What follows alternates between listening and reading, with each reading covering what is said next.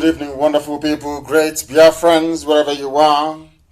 On the face of this very planet we call Earth, we welcome you to hopefully another expositorily explosive broadcast this very evening.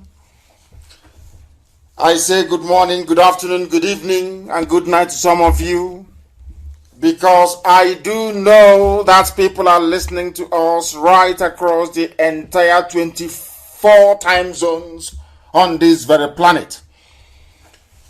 If you don't have your pen and paper ready, you will be doing yourself a great disservice. We have come here to lecture, we have come here to enlighten, we have come to tutor, we have come to debate, we have come to exchange ideas and views. We have come that we may become better people. We have come that the freedom of Biafra, freedom for Duduwa, freedom even for Awosan, freedom for the Middle Belt may become a reality in our time, given the inevitable precipitous collapse of the damnable Zoological Republic.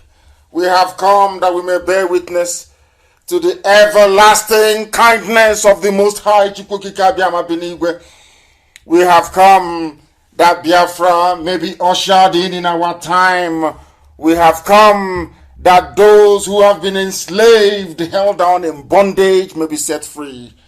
This evening, I welcome each and every one of you. I do recognize, of course, that for some of you, it could be your morning, it could be your afternoon, and to some of you even, it may be your night. But all of you are listening. The whole world is listening anytime we are on air. If you go to Abuja now, there is silence everywhere. People are listening rapturously and attentively to this very gospel, because here we speak the truth, the whole truth, and nothing but the truth. Here when we appear, darkness flee. Here when we speak the truth, it reverberates right around every corner of the Zoological Republic. When we speak on this very platform, the whole world takes notice, because they know we are not relenting, they know we are ceaseless, they know we are determined, and they know that Biafra must come in our time. I welcome you from the bottom of my heart, and as I do so, I will also encourage you to welcome those who are around you, especially those that have speaker systems, those who are making it possible for other people to be able to listen to this very broadcast. And as I am coming on air, of course, because there are some breaking news which I will go into immediately I finish my introduction. My name is Mazi Nnamdi Kanu. I am the leader of the indigenous people of Biafra. And by the very special grace of Elohim, a servant of the wonderful people of Biafra, we are going to go into our program today. Should time permit us, we may go slightly interactive. But for now, let us commit all that we are doing, and all that we intend to do into the hands of the Most High. The same Tamono that our ancestors used to worship, Olisa Benigwe, we must pray. Today I am going to pray in English, because I know a lot of people are listening, and we must do the best we can to commit all that we are unto the hand of the Most High Elohim. Let us pray. Our Lord, our God, our Father, Almighty, who art in heaven, in the past you have delivered your people from the hands of the Janjaweed. They came into the land of Biafra to pillage and to conquer. 300 years ago they came with their armies. We had nothing. We had no army then. You were our army. And you halted them at the plains of Idoma land. You returned them to Zaria, from whence they came, in defeat, depleted and in shame. You afflicted pestilence upon them. You sent down swarms of sassafly to invade their camps and inflict them with sleeping sickness. That very Janjaweed army was destroyed. But in this day and in this age, this 2020, they have come again. They have taken over 400 of our villages. Our so-called traditional rulers are now giving land to people who do not mean well for us. Our politicians have capitulated. Our public commentators have turned to traitors. But we have thee and only thee. Because you have made Biafra the head of nations, insofar as sub-Saharan Africa is concerned. Because you proclaim to us that even a people that we do not know will come to pay us homage. As soon as they hear our voice, they will obey us. They will submit to us. All the criminal elements shall fade away. Even those who are frightened away because of the truth that we preach will emerge from the hideouts, because you are Elohim, and you live forever. For blessed be thy holy name. Let this God of our salvation be exalted, because it is you who avenge for us. It is you who are fighting for us. Because as they descend down in the land of Biafra with their army, their police, with their Fulani terrorists, so Heavenly Father, so are you decimating their populations in the Sahel. As they come to kill our fathers and their mothers, today they are burying their own fathers and their own mothers. Because it is only thee that avenge us. All those who come after us shall be subdued. You have delivered us from the hands of our enemies. You have lifted us up right above everything that our enemies could ever muster. You have delivered us from the very violent man. For today, Buhari is dead and buried in a shallow grave in Saudi Arabia. Abachari that came after him is also dead and buried in a shallow grave somewhere that is unknown, because we know that whoever was buried in Abuja was not Abachari, because the person was bleeding profusely from the head. Therefore, we shall give thanks to thee, even among the unbelievers, even among those who bow down before graven image. Because in the land of Biafra, we shall worship thee and only thee. And I proclaim it loud and clear. There will be no worship of idolatry, no graven image in the land of Biafra, because it is your holy land. You blessed it. And we shall sing praise unto your holy name. You will deliver us from the hands of our enemies, and you will show us mercy. Because only thee anointed IPOB to lead this very charge of freedom. And unto our children and their children and their children's children, until the end of time, as long as there is a Biafran on this very earth, Heavenly Father, your name shall be exalted, it shall be praised, it shall be honored, now and forevermore we pray. Ise, Ise, Ise. Before I go any further, I want to read out a breaking news we are getting today. I am reading out this very news for Zoo newspapers and the proprietors of television houses and newspapers. I am reading out this piece of information for the benefit of the British High Commission. I am reading it out for the benefit of United Nations mission to Nigeria, to Nigeria as a matter of fact. I am also reading this very news out for the EU to take note. I am reading it out for all men and women of goodwill, all people of good conscience, to bear us witness when the time comes, because the provocation is becoming unbearable. We have not done anything to these people. We are not armed. We are not agitating violently. All we are doing is to propagate this very gospel of redemption in truth and in every honesty. But from left and from right, our enemies are conspiring with our conquerors, so to speak. Those who have come from the Sahel to do us harm. Those who have come to Islamize us. Those who have come to Fulanize our land. People due to, should I say, political patronage. People in search or in want of money. People who are looking for relevance. All these criminal elements have combined together to serve the interest of the Janjaweed Fulani in our land. And this very evening, there is a man called Eze Dennis Ihanye. Eze Dennis Ihanye. From Isiahia village in Osisioma, local government area, in Aba, the very strongest base of Biafra anywhere on this planet is Aba. This man connived with the Janjaweed that he's serving. He's a Fulani agent, because we received information this evening that the zoo police, without warning and without provocation, came with their Hilux vans. They came into our land.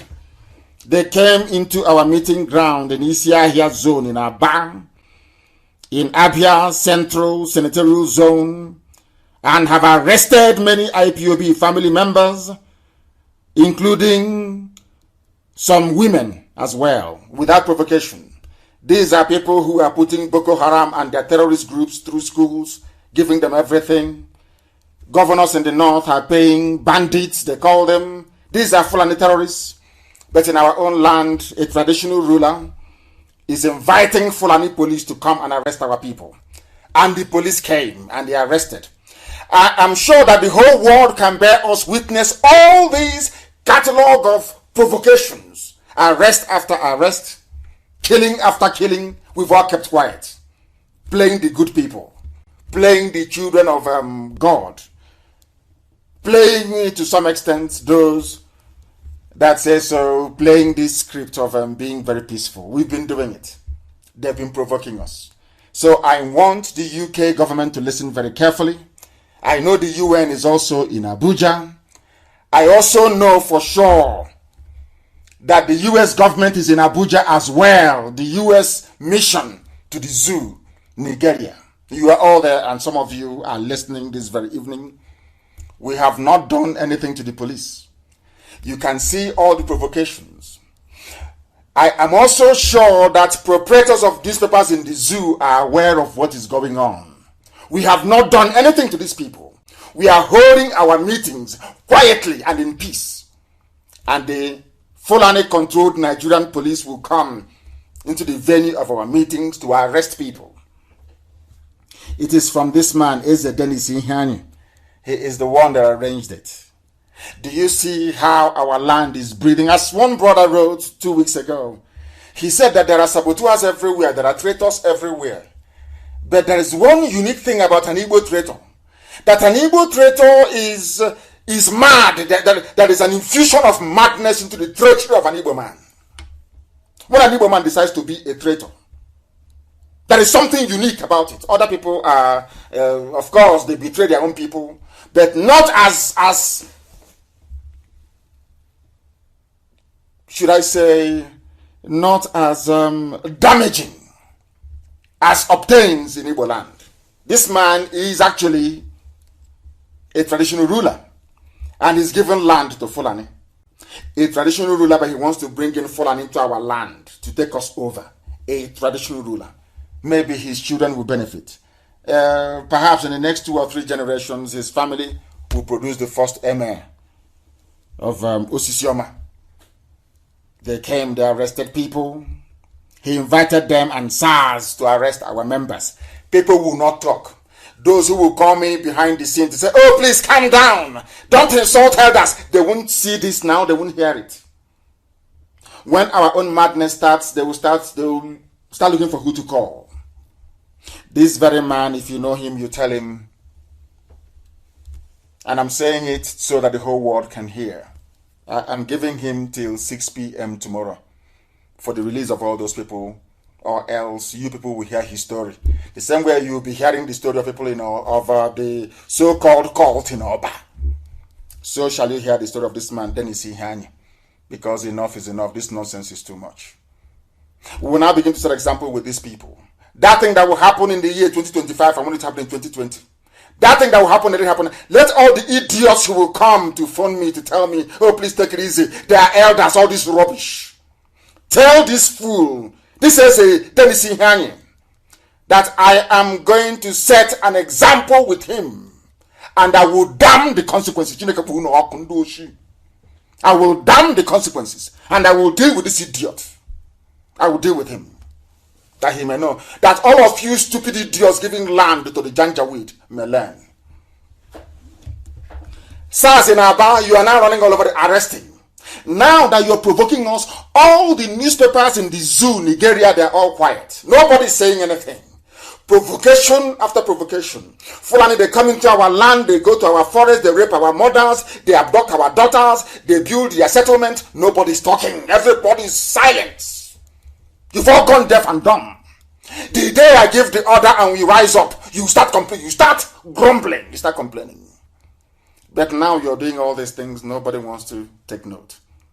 Go and tell this Eze Dennis Ihani. Anywhere he is seen, he's in very big trouble. Let him surround his place with all the Fulani Janjaweed in the whole world. And I'm warning every traditional ruler in Biafra land, I don't give a damn who you are. Once you invite Fulani into your community from today onwards, you are a gunner. From today. All of you selling land to Fulani, when I mean Biafra land, I mean all the way from Ewanke to Bakassi. From Ogoja, all the way to Opobo. We are not leaving any stone unturned. I am warning you tonight, any village we find a Fulani settlement, the traditional ruler of that village, the PG of that village will be in very serious trouble. This nonsense is, I think, because we allowed every idiot is now looking for money, looking for way to survive, and you think by selling your people to the Fulani is how best to do it. This very idiot is Dennis Ihani. You are a dead man walking. I'm saying it to the whole world so everybody can, I don't care what the idiots say. I don't care what you make of it. When they come into our land and they rape our mothers and cut our daughters into pieces, you say nothing. It is our responsibility to defend our own people. And we know all their games. This idiot is going to be in very serious trouble. That I can assure you. When it happens, you know I told you so. All of you, from today, we are going to catalog all those 400 villages where there are Fulani settlements, all their traditional rulers and their president general. You are all in trouble, all of you. Ndoshi, criminals.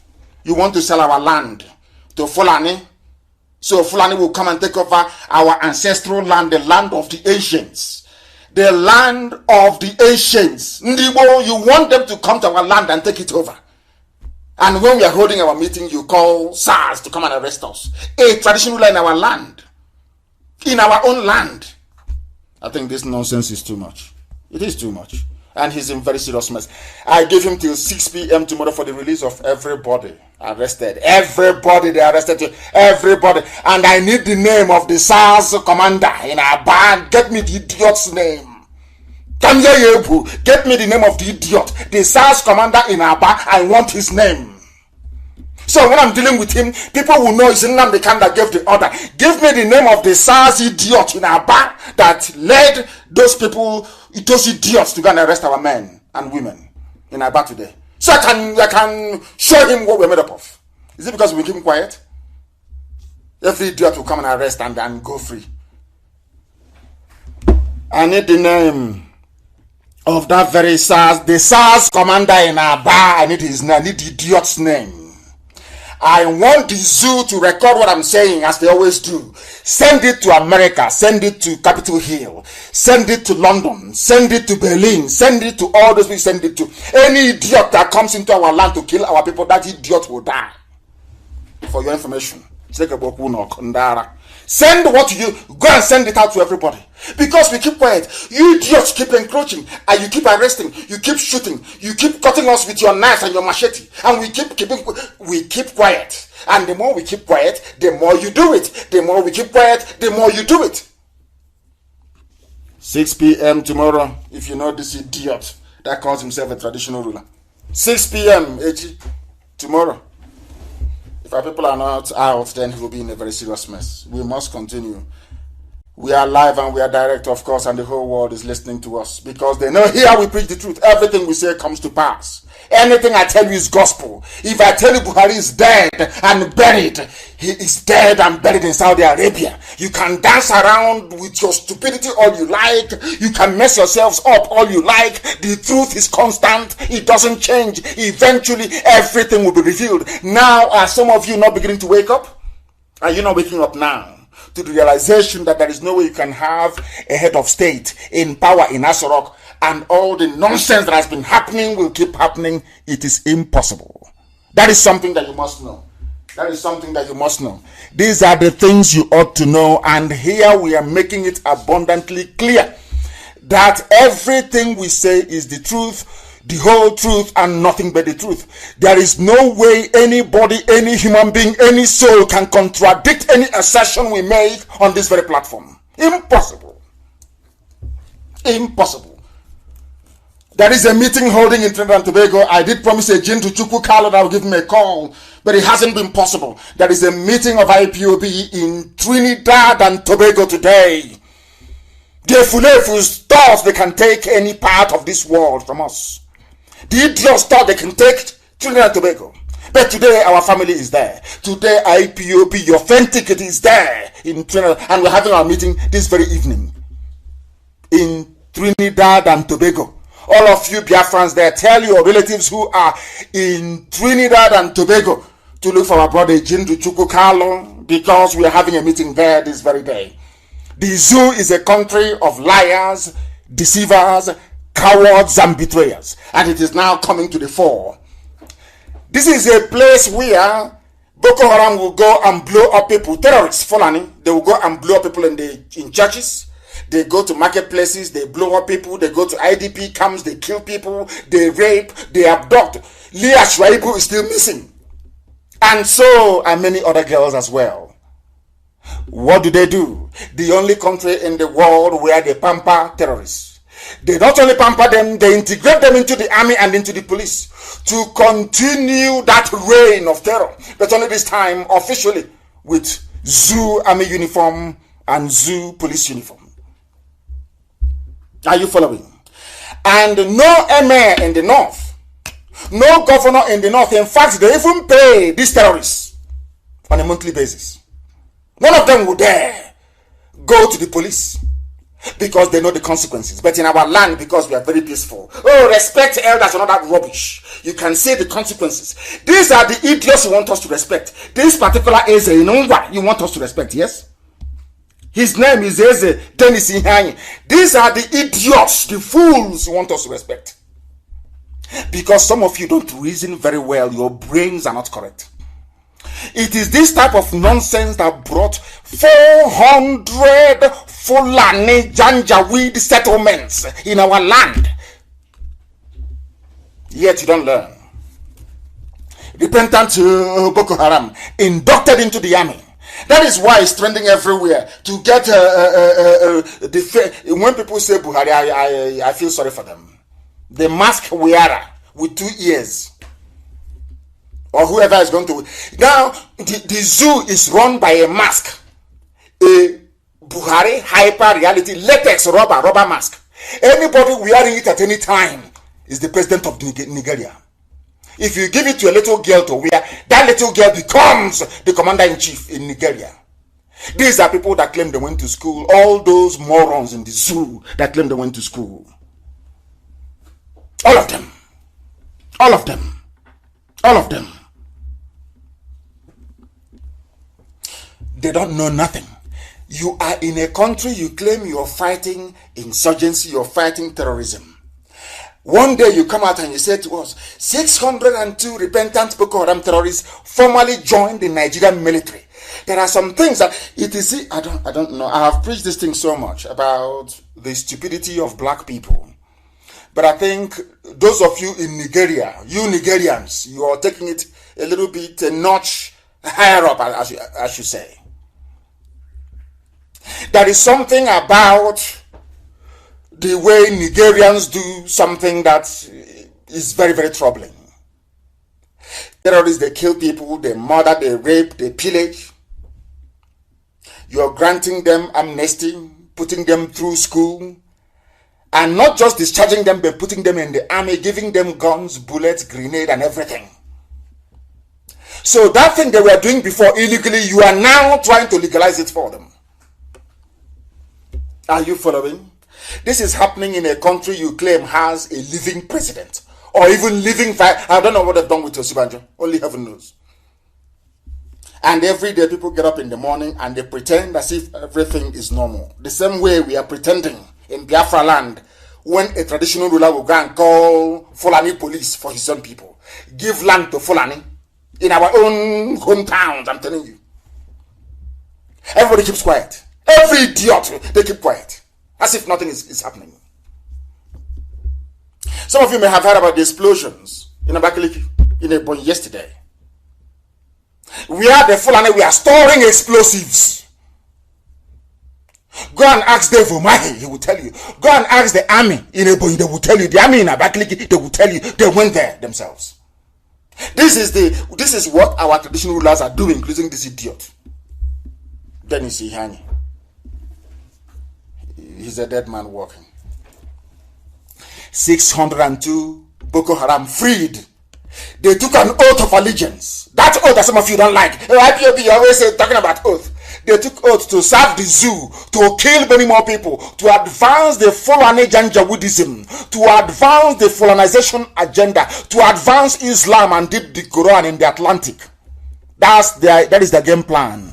Forget all the nonsense they have done. They have bought over most of the very big consultancy firms abroad. So that when you go and you're telling them what is happening in your village, they say, no, but it's farmer header clash. It's farmer header clash. Can you see what they're doing? Tell me any country in the world where there are sensible people with brain in their skull that will allow such travesty of justice. It is an insult and a slap on the faces of those who have endured the worst that these animals have to dish out to them. You're telling me you have a president? And you're telling me a terrorist.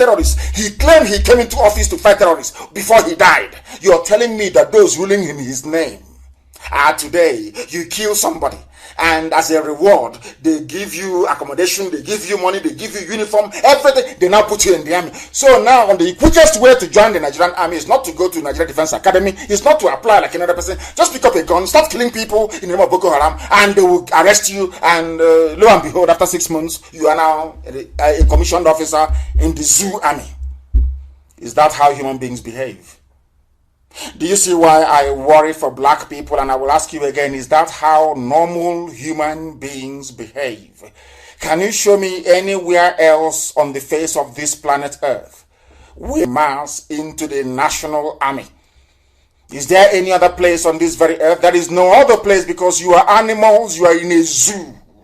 You people are not human beings, you are animals in a zoo created by the British to house the very worst that Africa has to offer, which is Nigeria. Nigerian military commanders have now fully integrated the repentant, 602 Boko Haram fighters into the army after they took an oath of allegiance to the Federal Republic of the Zoo, Nigeria, in Borno State capital, Maiduguri. Under a program known as Operation Safe Corridor, Boko Haram fighters are now being granted amnesty if they lay down their arms. As part of the program, hundreds of them are being recruited into the military, where it is believed that their knowledge of the terrain will assist the Zoo army in defeating Boko Haram. Have you heard of such people before in your life? Have you heard of such nonsense before in your entire life? Not as part of a comprehensive peace treaty or arrangement with Boko Haram, but you take, oh my goodness. Now, do you see, you bring in 602 terrorists into the army, so that when the likes of that helicopter pilot, the Yoruba girl, will now fly a combat mission, come back, they will kill her in the barracks. Who are the people killing normal soldiers in the barracks? Are they not Boko Haram? You can't go and kill their comrades and you come back to the barracks and they will let you go scot-free. Of course not. They will kill you. That is why they are killing normal, sensible, loyal officers in the barracks across the damnable Zoological Republic. They are bringing in terrorists. Have you heard of such rubbish before? But it's the zoo. That is what makes them who they are. The damnable Zoological Republic. They are animals, they cannot reason. Every Nigerian, once you're a Nigerian, you cannot reason. You are an animal. Your brain cells are not complete. And can never be. Because you can't reason very well. In a country where you induct terrorists into the army. Have you heard of such crap before?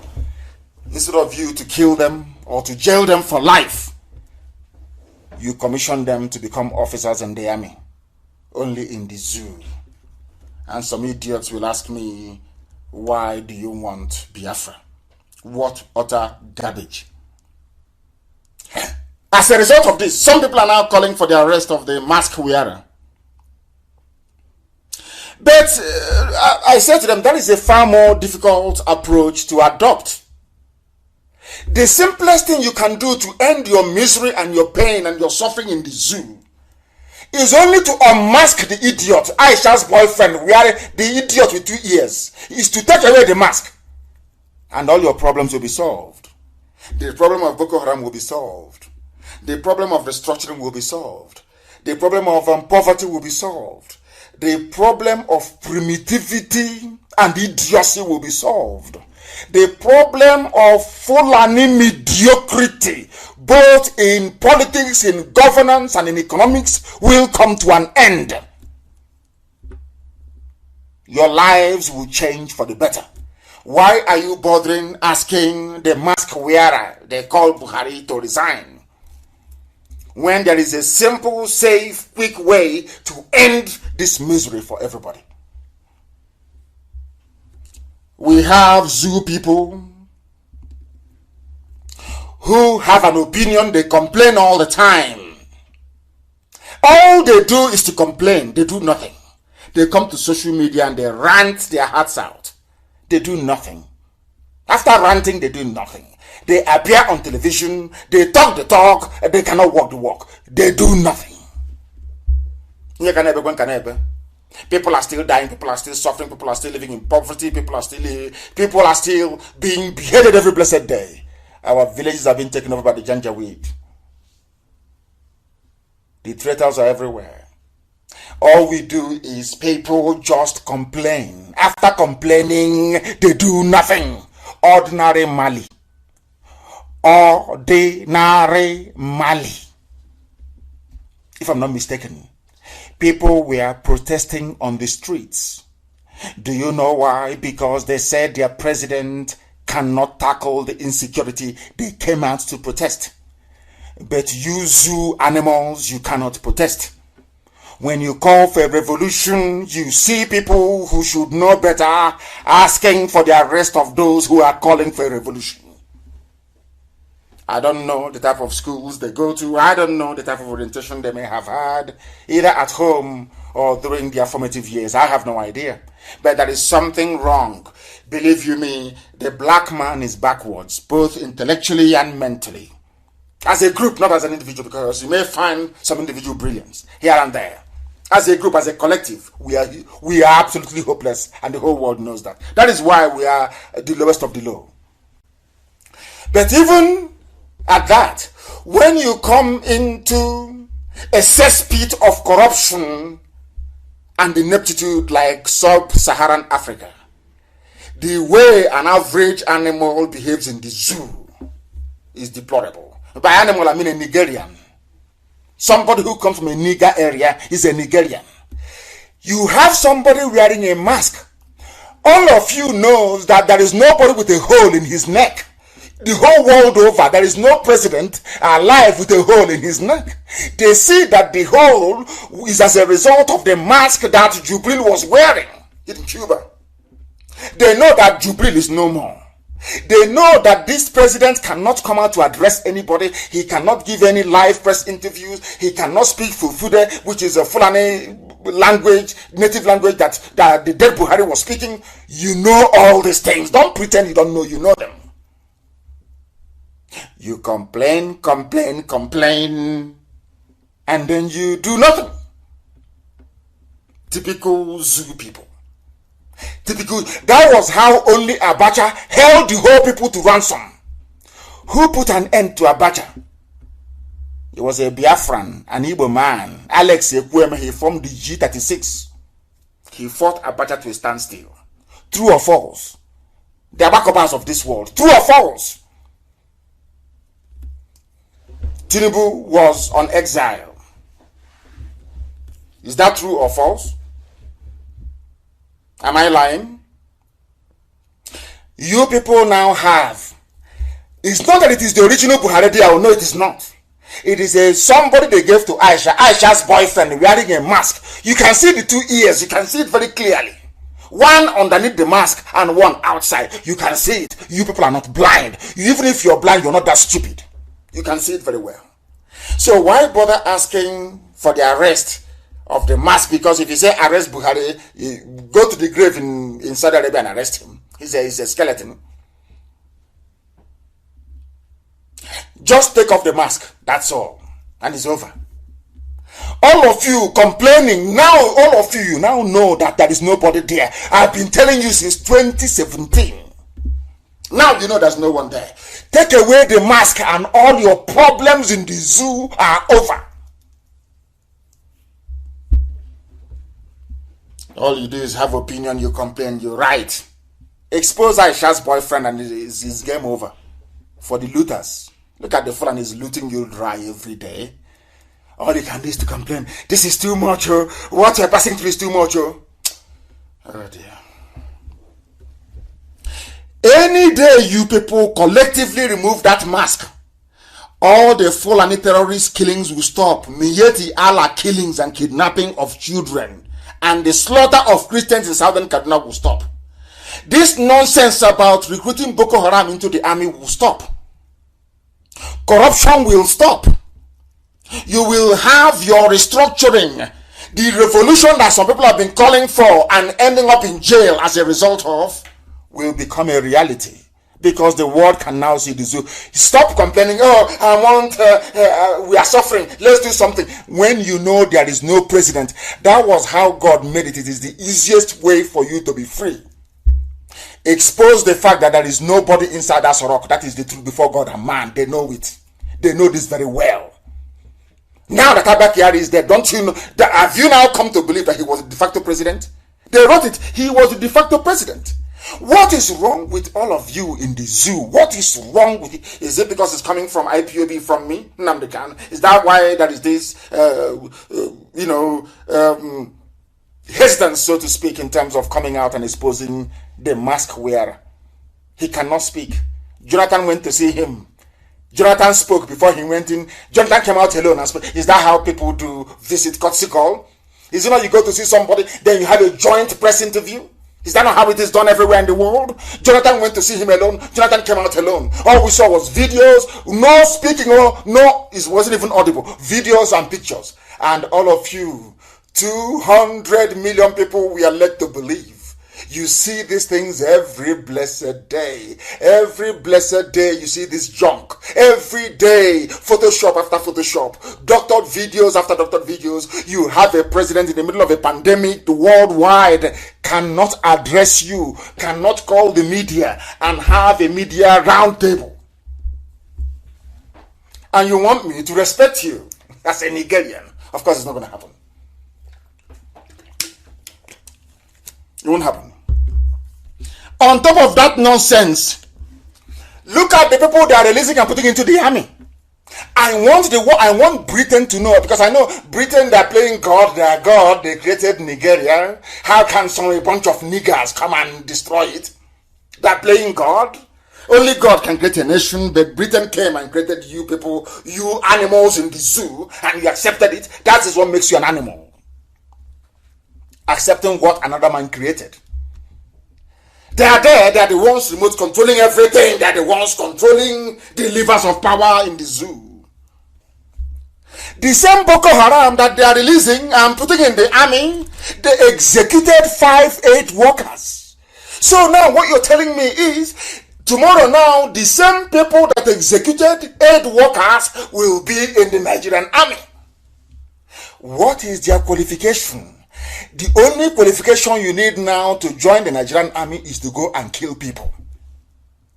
And you're telling me that Nigerians are normal people, these you Nigerians, that you're okay in the brain, that your brains are normal? Is that what you're telling me? Is that what you're telling me? You Nigerians, are you normal? Of course you're not normal and can never ever be. Can never ever be. Suspected members of the extremist Boko Haram sect. This is a newspaper from the zoo. This is Premium Times. Even Premium Times do not want to call Boko Haram a terrorist group. Can you believe that? It's a Fulani-owned newspaper. They set up with your tax, with oil money from Biafra land. For free, as they do with their bureau de change. Have you ever wondered why? Anytime you want to change money, you have to go to a malam that didn't go to school. Where did malam get dollar from? Do you people reason at all?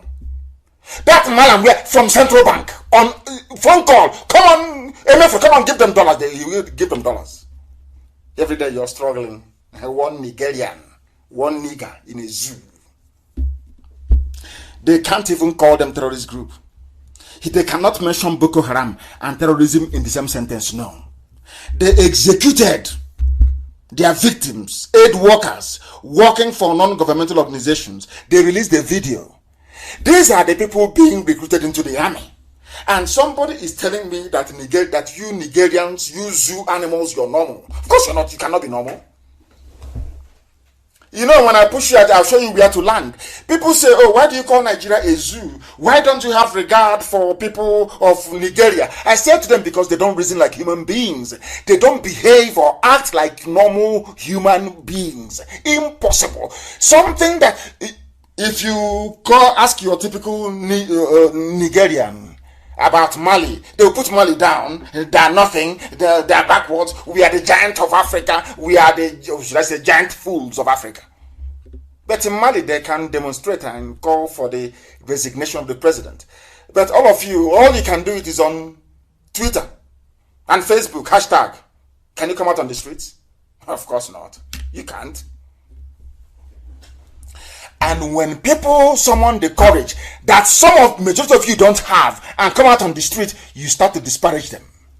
You start to castigate them. A typical black baboon. That's the way they are.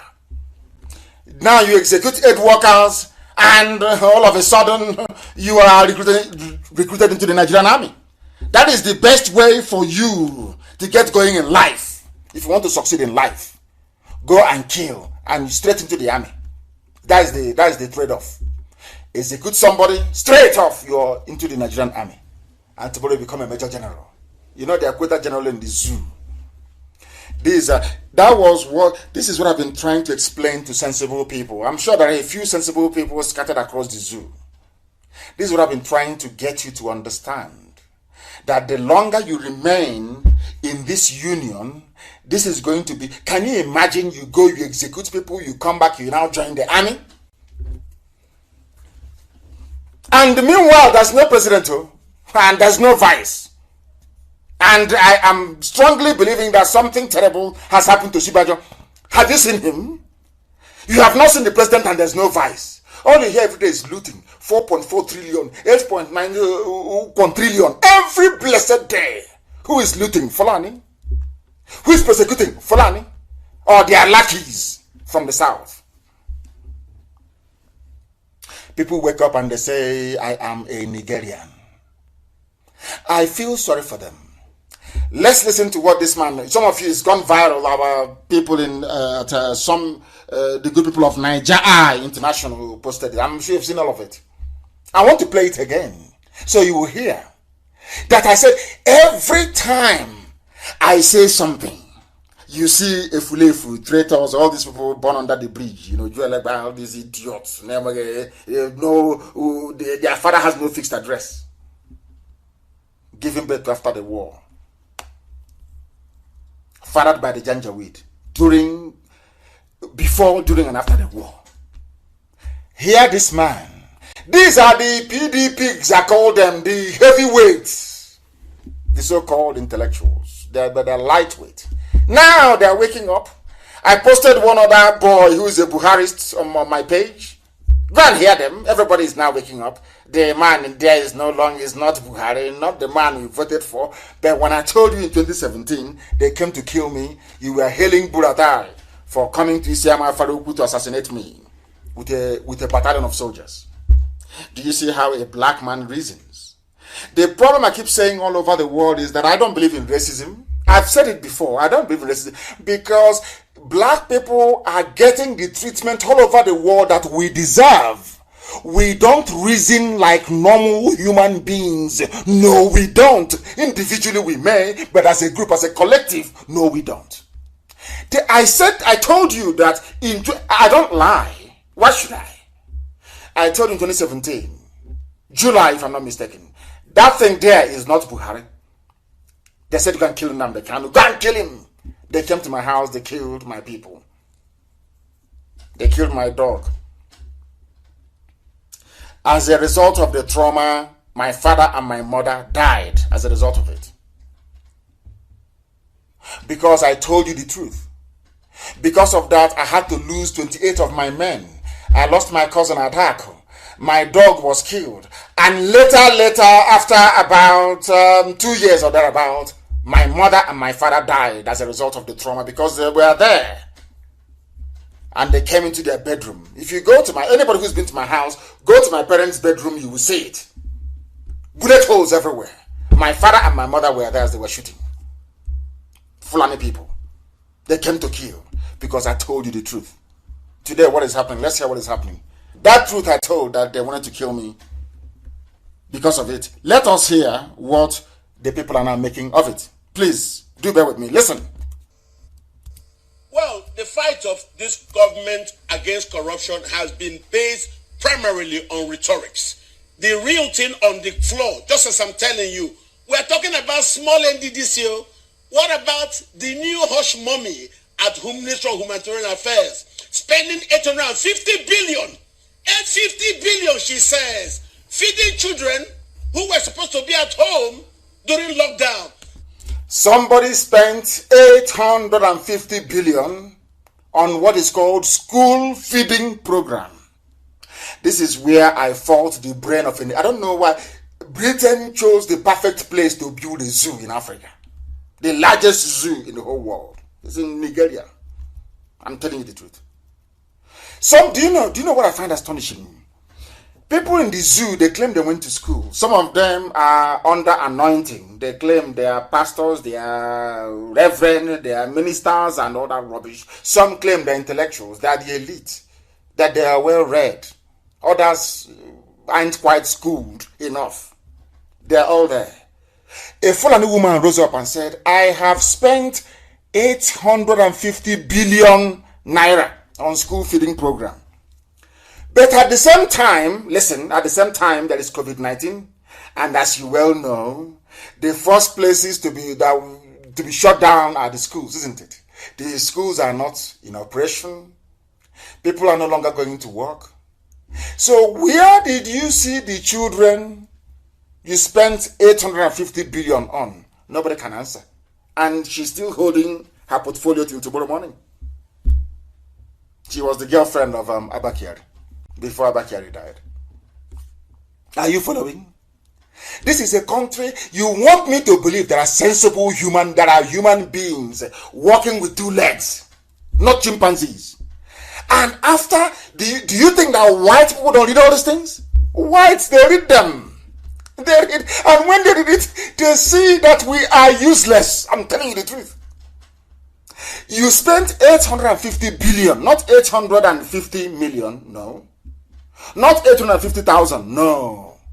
Not 850 naira, no. 850 billion on school feeding program when there are no children in schools to feed.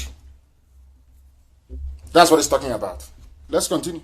Go and ask anybody you know, Sheun, in your house. How many of the poor people you know in your village got 10 naira from that 850 billion? We don't know. We're hearing about how our oil was sold in China for $2.5 billion. Oil was sold for $2.5 billion. The simple question everybody will ask is, but where is the money? Okay, the money is in the bank accounts in Switzerland, in London, in New York, and in Dubai, of Fulani men and women.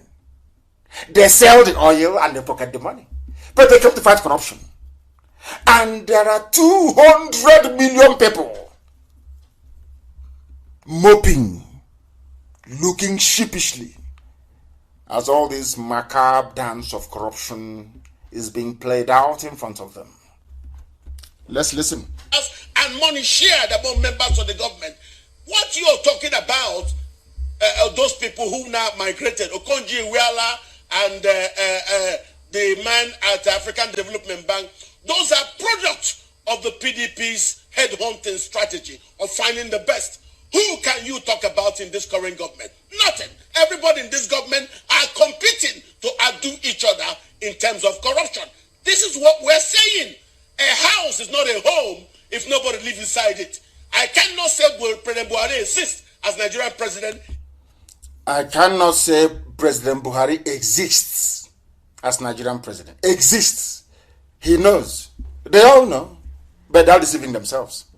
If he's not seen to be acting to actually steer properly the ship of state. That's why the PDP say, resign, instead of people stealing and balkanizing our commonwealth in your name. Don't just exist there as a referee inside the field and there is no whistle in your hand.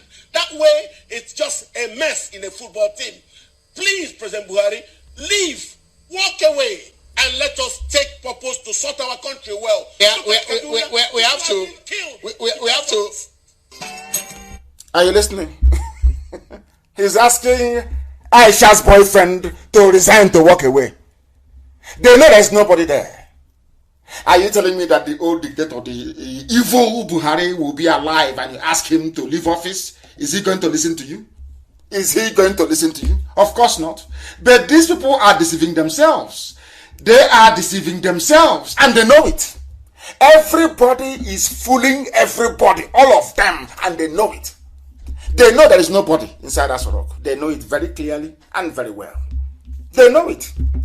They know there is nobody there. But instead of them to come out and face the reality and say there is nobody in Asorok, what do? They say, please resign. Please resign. Resign and go to where? Resign to where, I ask you. Resign and go to where? Then I will get to Malami later. But I want you to please, there is something else I want you to hear. Very, very critical and very, very important. For you to understand the mess that the people are in. They know the truth. They keep dancing around it. They keep skirting around it. People keep pretending they don't know the truth, but they know it. Instead of them to speak that truth and for that truth to set them free, they keep hiding and talking rubbish every blessed day. What is that rubbish they are talking? It is this very one.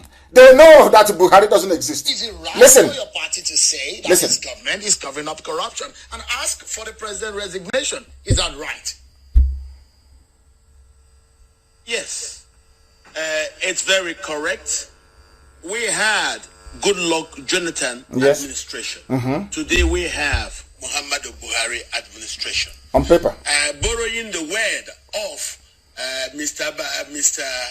the former grass cutter, he said, what presidency? So what we are saying is this particular presidency doesn't seem to exist. Are you listening? He doesn't want to say that Buhari doesn't exist. He just said presidency doesn't exist. Listen. For guiding the statecraft. We cannot see Buhari. He's missing in action. That's why you've seen the hush mommy at Ministry of Humanitarian Affairs saying that she spent 850 billion. Nobody can see him. All you see him is he's like coronavirus on paper, newspaper, and TV. You can never see him as a person. You can never reference him and say, oh, there was a disaster in so place, the president was there. What does that tell you about the zoo? That some of you call a country. The zoo, Nigeria, What does that tell you about the zoo? That was how they came and they lied to all of you. Igbo man love money. Igbo man want to dominate you. Have you forgotten that as well? Do you see how they manipulate you? Igbo man love money. Igbo man like stealing. Igbo man this, Igbo man that. Look at Ibrahim Lamode, Ibrahim Madu, Abubakar Malami, and all the rest. Tinubu, it is a bullion van, Ganduje, all the rest of them. Are they Igbo people? Did Fulani not convince some of you that listening to me, some of you who are listening to me right now, that Igbo man loves money so much? If you see an Igbo man lying down and you jiggle a bit of coins in his ears, if he doesn't wake up, you know he's truly dead. A propaganda that they developed, embellished, and planted in your warped minds for years. Today, who is looting the treasury dry? I say, who is looting? Even on that Shagari, they did something. Who is looting the treasury dry today? They are looters, but they don't love money. They have their accounts in Dubai, in Switzerland, in London, everywhere. Their mansions, but they don't love money.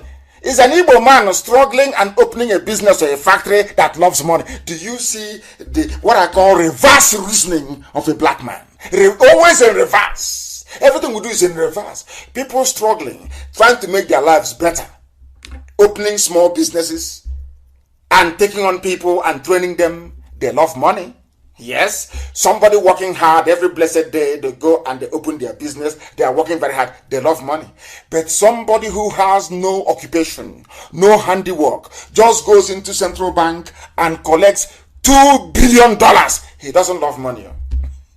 It's you that is struggling to open your chemist, struggling to open your warehouse, struggling to open your car spare parts shop. You love money. But somebody with nothing in life than connection to the caliphate can walk into central bank and walk away with 2 billion, and he doesn't love money, or she doesn't love money, or as the man called Hush Mommy doesn't love money. Yeah, is a hard working, struggling Biafran man or woman that loves money. These are some of the nonsense we have come to correct, and they know it.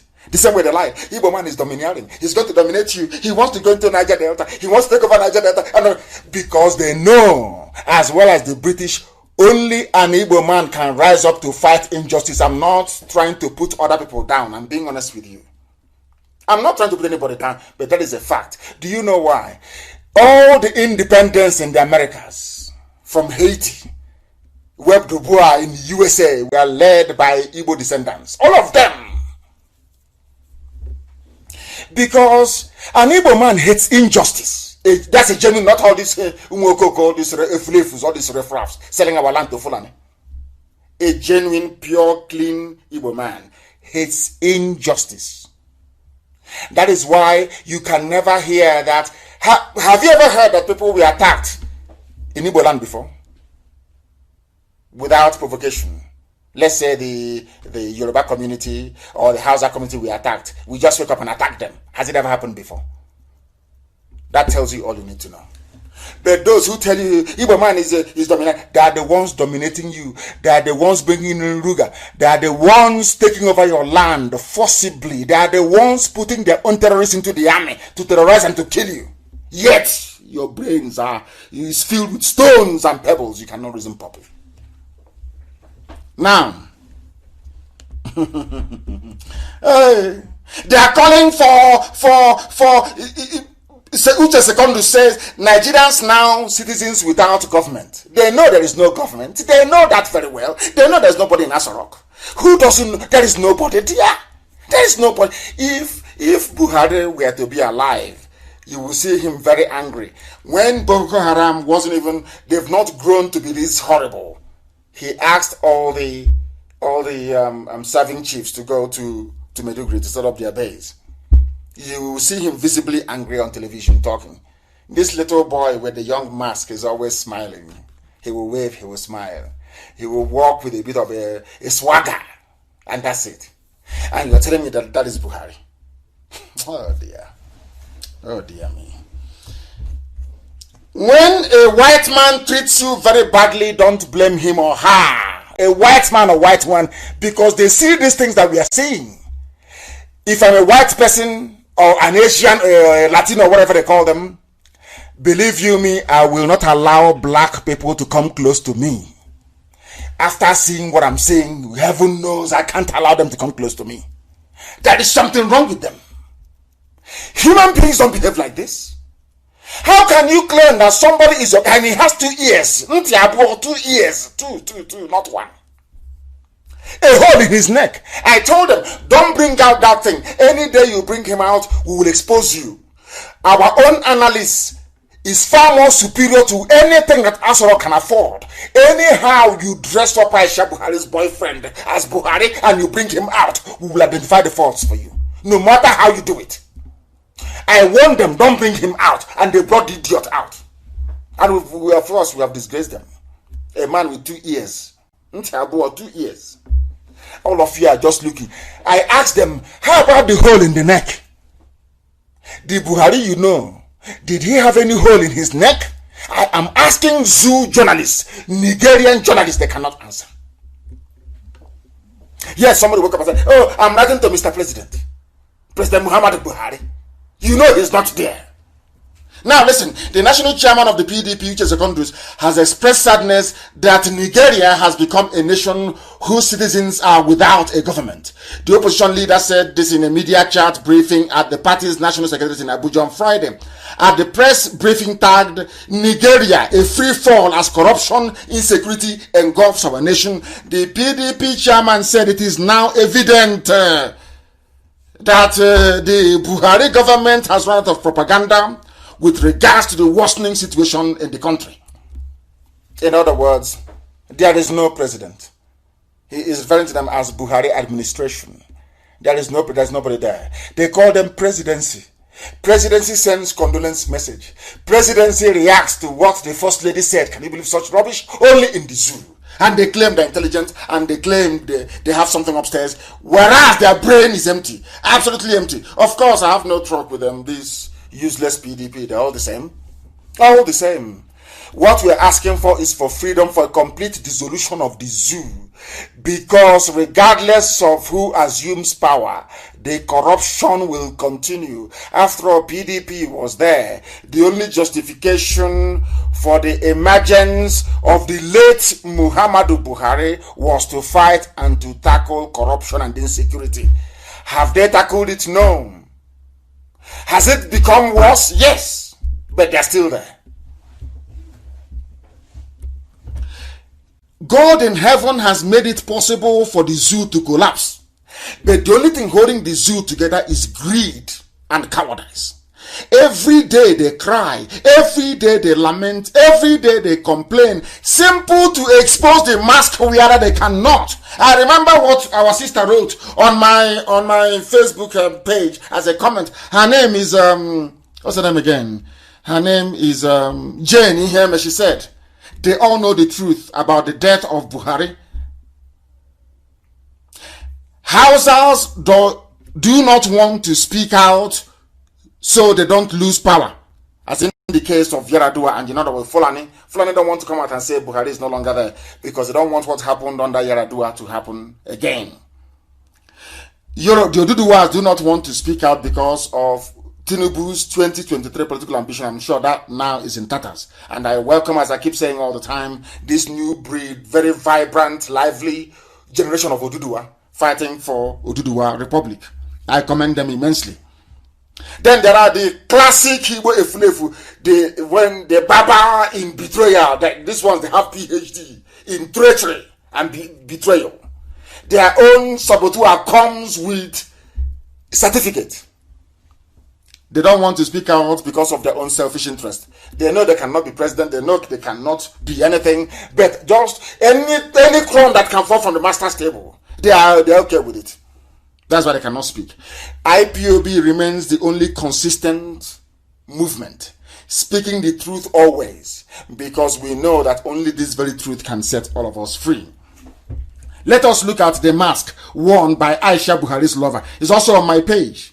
in his trip to Mali. Look at it again and tell me there isn't something wrong with black African people. Animals are better than African people. I'll keep saying it loud and clear. If you cannot hear me now. I know that whites are listening. Everyone's listening. The problem with Africans is that animals are better in terms of reasoning capacity than black people. We are an unreasonable, undiscerning, and naive to a fault.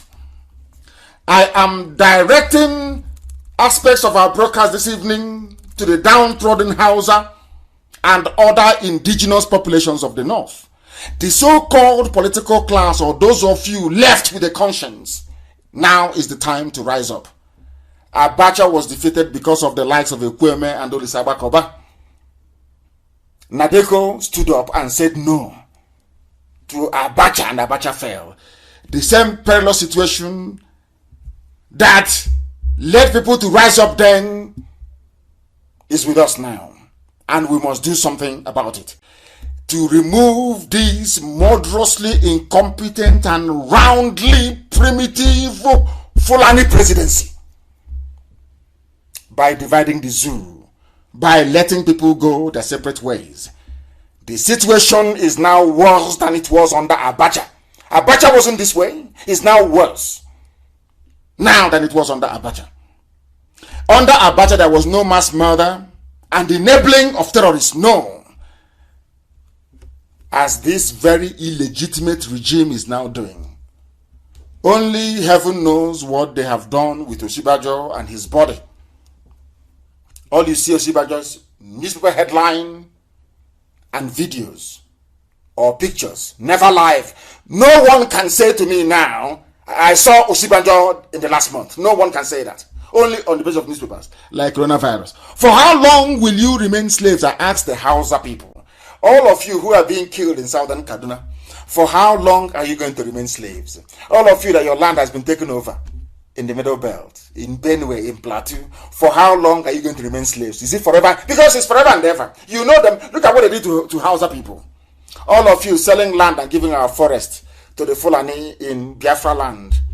Do you want your children to remain slaves forever? Some of you don't know history. I will seriously recommend you go back and study history very well. Only heaven knows what is going to become of us. For how long are we going to allow ourselves to be killed and subjugated? For how long, I ask Hausa people? For how long, those of you in southern Kaduna, for how long will this continue? Those of you in Jos, in Plateau, those in TV, across Middle Belt, for how long are you going to tolerate this level of slaughter and servitude? For how long? Don't you think it's time to rise up? How many are the Fulanis anyway? How many are they, I ask you?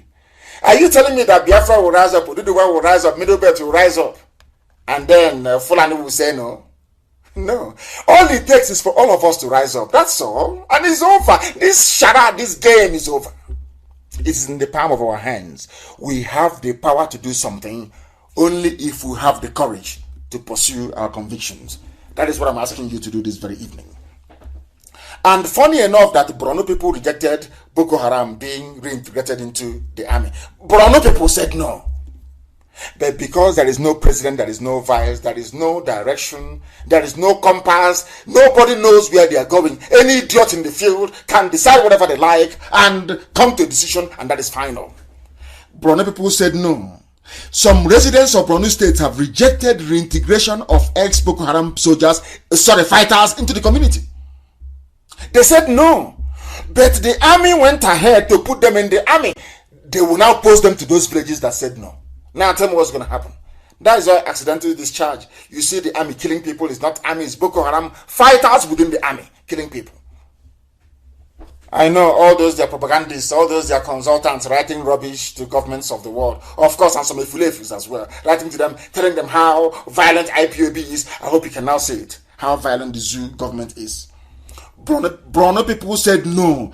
Borno said no. They don't want to be a part of this Boko Haram integration, but they still went ahead and they did it. They did it. And people are now saying, arrest him. Arrest which Buhari are you going to arrest? He's in a grave in Saudi Arabia. I think he's a gentleman called Imam of Peace, and a few of them and Reno Mokri and a few other people, they said they have called for the arrest of President Muhammadu Buhari for releasing Boko Haram insurgents under the guise of repentant insurgents who are now killing Christians in the country. Now they know. UK claim they give aid, military aid to the zoo. EU give them military aid to fight Boko Haram. And I said to EU, I've said to the UK, I told US lawmakers, these are the same people that created Boko Haram. They don't understand. Because, you know, a white man doesn't believe that as a statesman serving his or her country, that they will now come out to try to undermine, should I say, the stability of that very society. They don't know who black people are. I think that the problem is that some white people don't understand the way that blacks behave. Sometimes we behave in a way that is detrimental to our own well-being, and we don't care. As long as we are benefiting from it, the rest of the people can go to hell. I call it the slave trade mentality of a black man. A black man sold black people to whites, not the other way around. They are asking for Buhari to be arrested because the people that are running the regime under his name are releasing killers, terrorists. And only a few days ago, the same people they claim they are rehabilitating and putting in the army, they killed and beheaded 8 workers. How else do you want me to explain it before you understand? How? I keep asking you. How do you want me to explain it to you? He was reacting. Even as Secondus, as I mentioned earlier, was saying Nigeria is a free fall, as the zoo, Nigeria, is in a free fall as corruption, insecurity engulfs the animals in the zoo. The British created laboratory animals in the zoo because all of you are products of Britain. Britain created you. They own you. But what they did was to simply hand over that lease to Fulani, to say to Fulani, manage your fellow animals for us. All of you in the zoo, all of you in Nigeria, you are all British wild beasts in a cage called Nigeria. Your president, so-called, is releasing terrorists. Now you know that. And I'm asking, listen, we Biafrans are complaining. Oduduwa people are complaining. Even the Yorubas amongst them are complaining, saying, oh, we want restructuring. Middle belts are saying, oh, our land has been taken over, we are dying. Southern Kaduna, oh, they are killing us. The average man in Kanu, which I shall refer to later on, is also complaining. Why are we all complaining when we can? All we need to say, all we need to do is to rise up and say, we've had enough of this rubbish. And all these things will be over within 2 hours. But instead of that, people are considering, oh, it's our turn in 2023. Oh, let us go and fight for political office. That is what is making a mess of the whole thing, and that is why we are suffering. Has it stopped the Fulani man from using terrorism and the recruitment of terrorists into the armed forces to intimidate all of you in submission? Today, everybody is a coward, apart from IPOB. All of you cannot talk. You can't talk. You cannot say a word. You are all cowards. You leave it to IPOB to do. All you need to do in the zoo, all of us, we Biafrans, Oduduwa, Middle Belt, I'm not asking you to do anything, any abracadabra, anything too difficult. All we need to do is to stand on the fact that Aso Rock is empty. There is nobody there. We take off that mask that Aisha's boyfriend is wearing. All this house of cards will come tumbling down. The Guardian newspaper, I don't know what came over them. In the past, they ran something called Buhari's body double suspicion with all the pictures we had published, all the pictures I tweeted about the person there not being, you can see it with your 2 eyes if your eyes are open. How they have managed to hold on to this, I don't understand. But Aso Rock is empty, there's nobody there. That is a fact of life. Go there and sit for it. Now they know. But are we all going to rise up at the same time to say enough is enough? That's the only key. That's the only thing holding. And I'm calling for that this night. We must all rise up as one people to say enough is enough. Then everybody will go back to their villages, their towns, their nations and build it. Not this stupid British experiment. This nonsense Nigeria. Even your name is a curse, is derisory, is a curse word, is a slur, is an insult. Nigeria. But are you going to listen? I have Ejinto on the line. I promised him I will speak to him. Ejinto, I'm in the middle of a broadcast. Can you go straight to the point and tell us exactly when this meeting is going to hold? And you will turn your system down. I despise it when people have their system on and when they are calling us. This is not, our lines are not open. I promised Ejinto that Trinidad and Tobago will make the announcement live on air. And I'm going to go to him to make the announcement, but I need him to turn down his system first before doing that. I don't know. As soon as I get him, then can you hear me? Ejinto, can you hear me? Yes. Hello, good afternoon, sir. Good evening from here. Please go ahead and make an announcement. I'm in the middle of a broadcast. Go ahead. Okay, sir. This is the IPOB family in Trinidad and Tobago. And by the special grace of Chukwukitabiama, our meeting is officially started today. And we are already gathered. And we have our people who are still coming from different places. Can you please make your announcement very briefly, because I'm in the middle of a broadcast. Please go ahead. Okay, sir. So we are gathered here. So we want our people to come in from wherever they are. So just call the number 868-776-2823, or you can come straight down to San Juan Maraj Street 55, Maraj Street 55, San Juan Esikoro. Wherever you are, our people, I know there are people who are right now calling in for direction. So the direction is given. Number 55 Maraj Street, Esikoro, San Juan, Trinidad and Tobago. Those who are coming from far. So this is the address. Our people are here and we are assembled, and we believe that Chukwukitabiama will direct our meeting this evening. And thank you, our leader, and may God continue to bless you. Thank you very much. Chukwukitabiama, we pray. He said that was our meeting in Trinidad. We are holding a meeting in Trinidad and Tobago. We are all over the world, the largest mass movement of its kind anywhere on the face of the planet. Some Fulefus went to do Trinidad and Tobago with their gossip. They didn't succeed. Of course, they cannot, because truth is constant. We must continue. There are those who claim that Igbos were domineering, because I'm very happy that this broadcast is going out in Calabar this evening. They are listening rapturously in Calabar and across the entire southern part of Biafra land. They went and told them, because of the incident with Eyoita, that Igbo man is domineering, Igbo man is this, Igbo man is that, all the lies. Britain helps them to package it, because Britain realized that the only way people trapped in their cage can escape it is through the guidance of an Igbo man. I'm not making mouth, I'm just telling you the truth. The only people with the courage to do it, I'm being honest. I'm not being arrogant, I'm being honest with you. Britain knew. So Britain started on time to divide us. Britain started on time to divide Biafra. They instituted what they call the Willings Commission. They forgot that when they came to Opobo, they met Igbo men there. They forgot. Igwenga, they forgot. That's the name. When they went to Bonny, they met Igbo men there. The name is Obani, as you have in Obani Ibegu.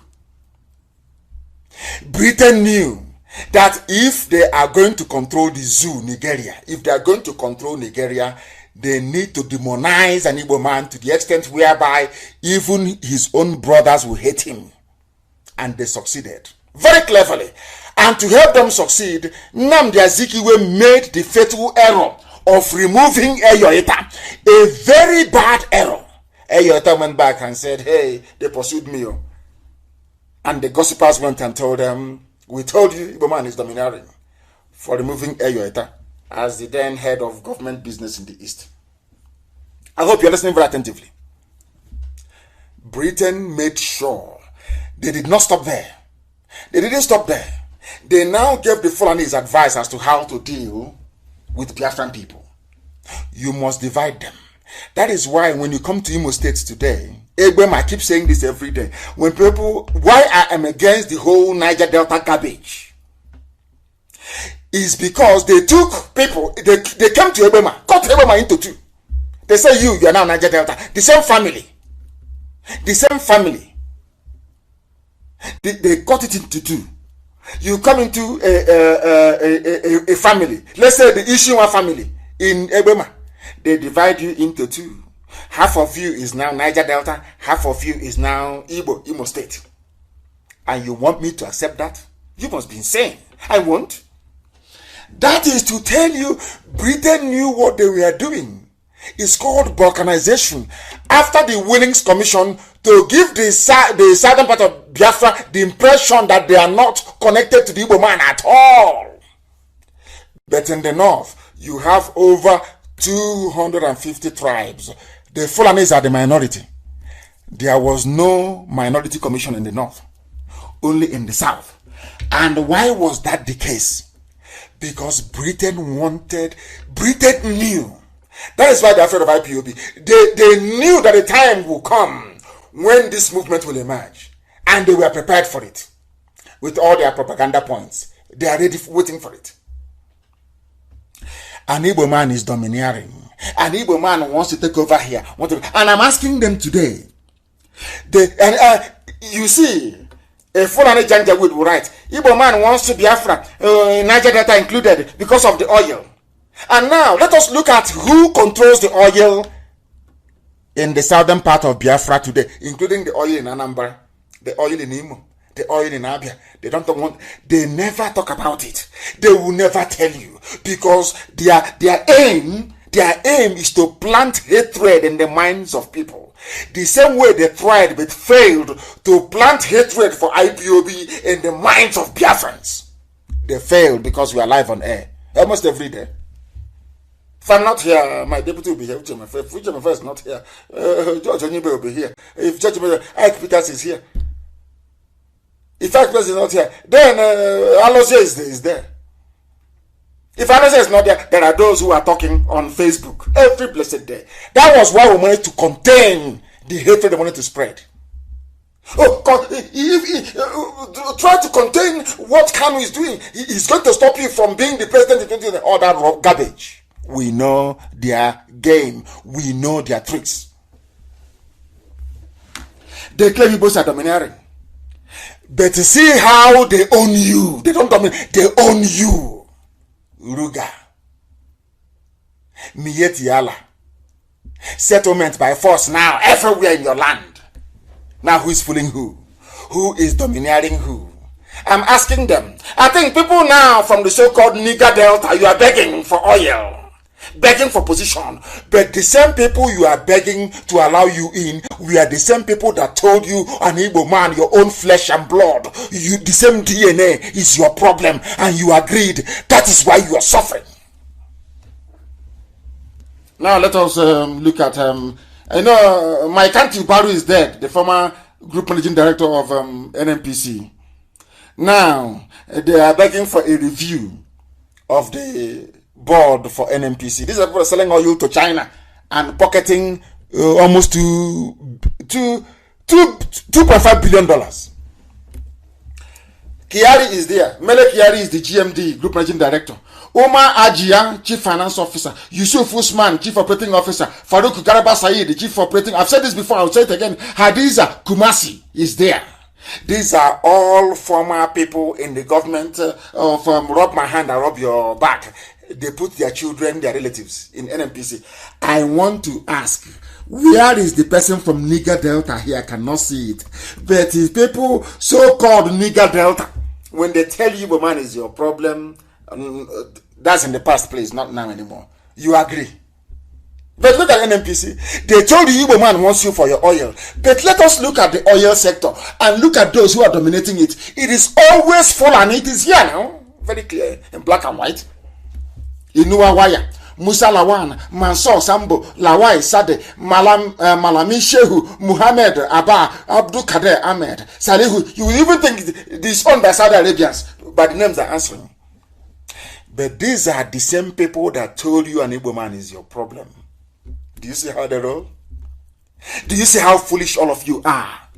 Nigger Delta, do you see the level of foolishness you have? The white man came. But during slavery, when you were selling Igbo man wasn't dominating you. No, of course not. But all of a sudden, the white man came, encountered the Kumeku, fought their way all the way to Lokoja. Every inch they had to fight. They knew that the key to freedom lay with the Igbo man. They proceeded to plant hate in the minds of people. Look at where you are today. And I'm very sorry to say that I am an Igbo man. And I'm leading the movement that is trying to free all of you from your self-imposed bondage due to ignorance, due to your ignorance. Look at them, oil sector. They are the ones in oil sector. They are the ones dominating it. They are the ones making your life a misery. They are the ones making sure that where you go to toilet, where you defecate is where you fetch drinking water.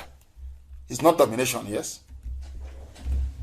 Stupidity. Stupidity is a disease, I'm telling you. Only 3 top positions were allotted to the entire Southern Zoo. No longer federal character. During Jordan, they were complaining, you are doing this to us, but no longer federal character. You see how Fulani, a minority. Fulani is a very tiny minority. Apart from the court of the emir and the governor, they don't exist. All the houses we need to do is to rise up and say enough is enough, and that's the end of them. A minority group, I said minority, a few of them, not up to 2% of the population. Look at how they're messing all of you up, your so-called intellectuals. See how they're banging your heads all over the place because of your stupidity and your self-hate. That's why they control you. You were there and saw, they came and told you, Igbo man is your problem, and you agreed. Yes? So anytime they do something, if you want, look at an Igbo man, or if you talk too much, Igbo man will dominate you. And that is why you are in the mess you're in today. In the mess you're in today, all of you.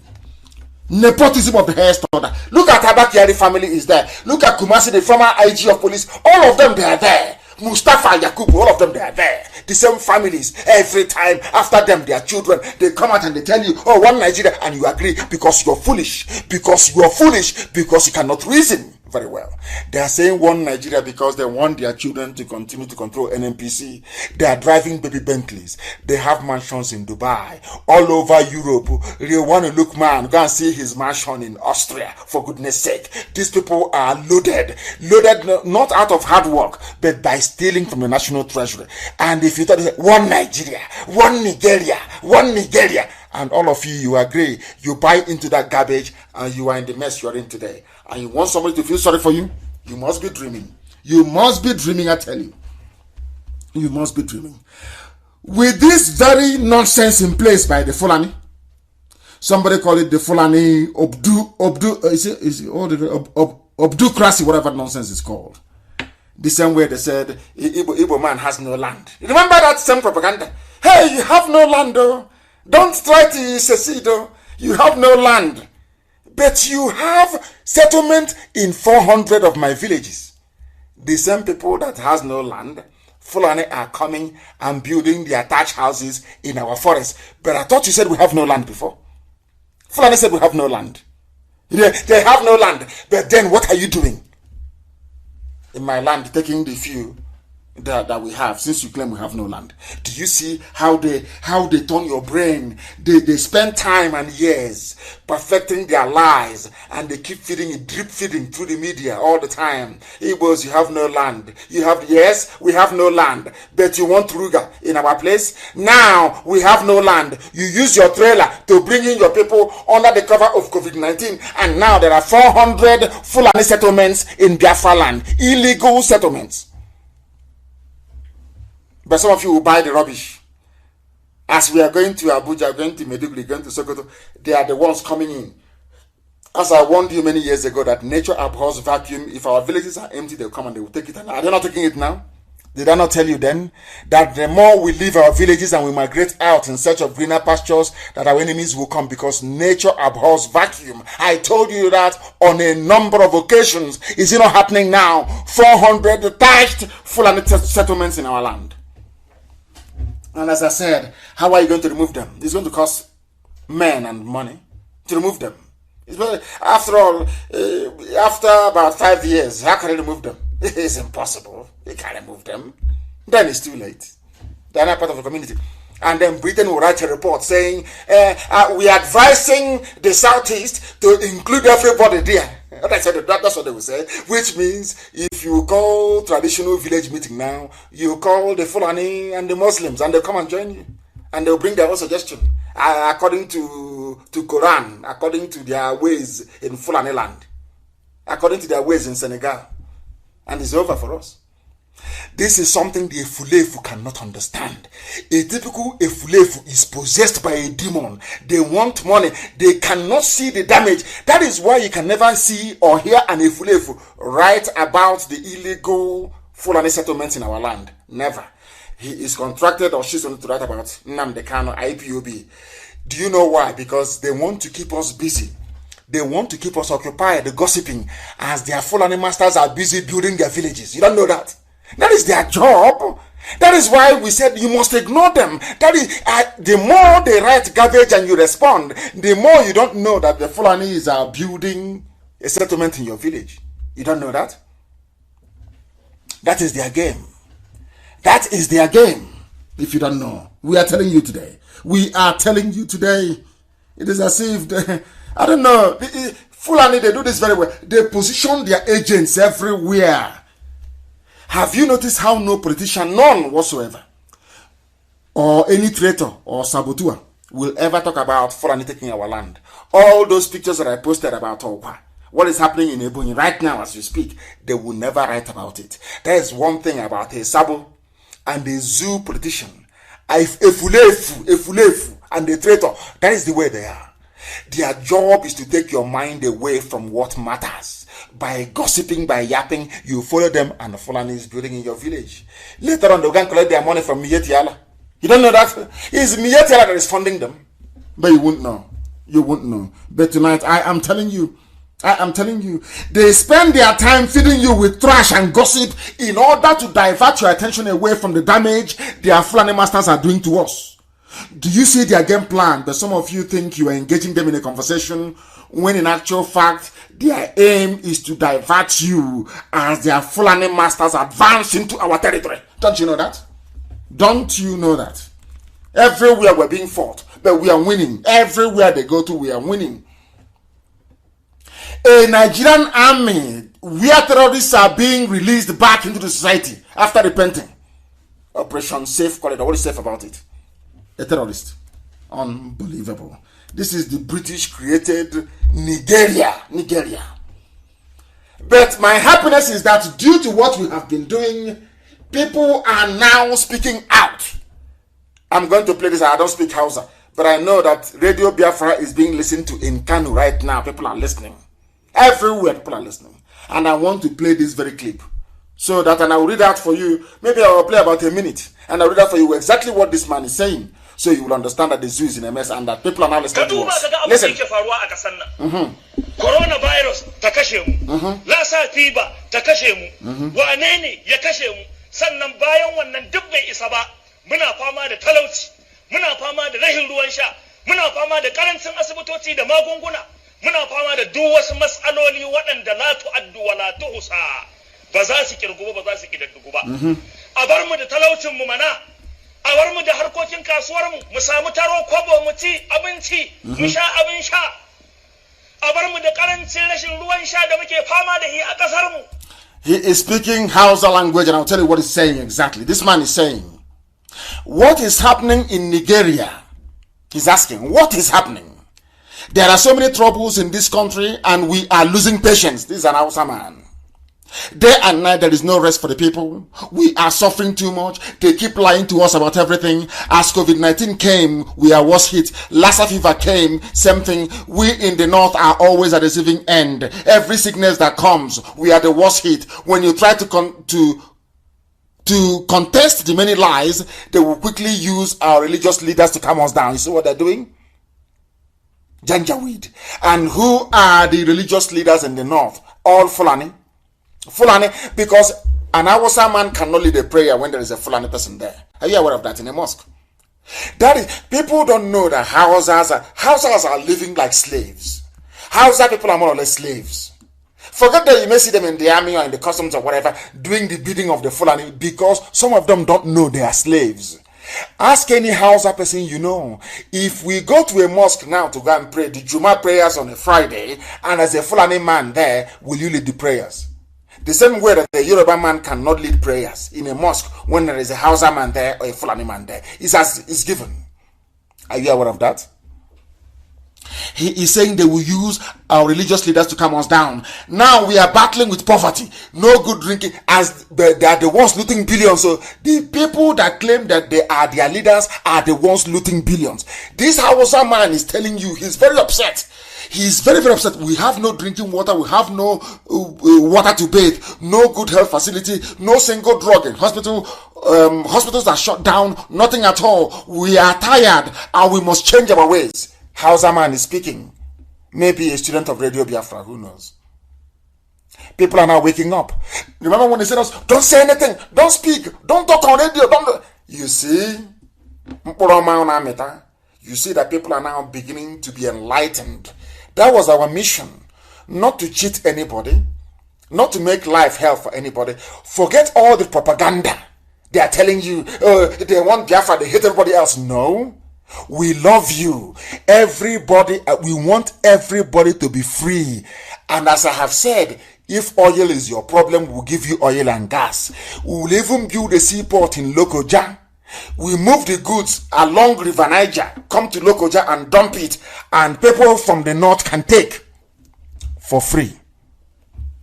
It is a lie. When they are telling you that Biafra is bad for you, they are lying to you. When they say that IPOB is bad for you, they are deceiving you.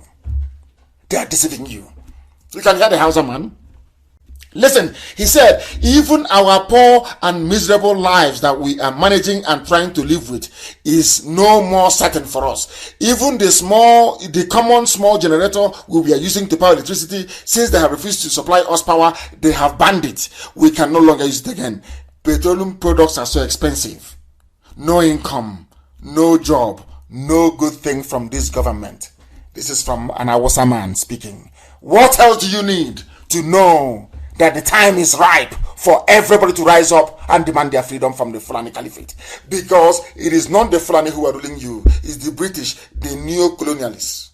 They are the ones using Fulani to subjugate everybody. They don't see you as human beings. That's why they named you nigger. I want you to, I wish you people can reason.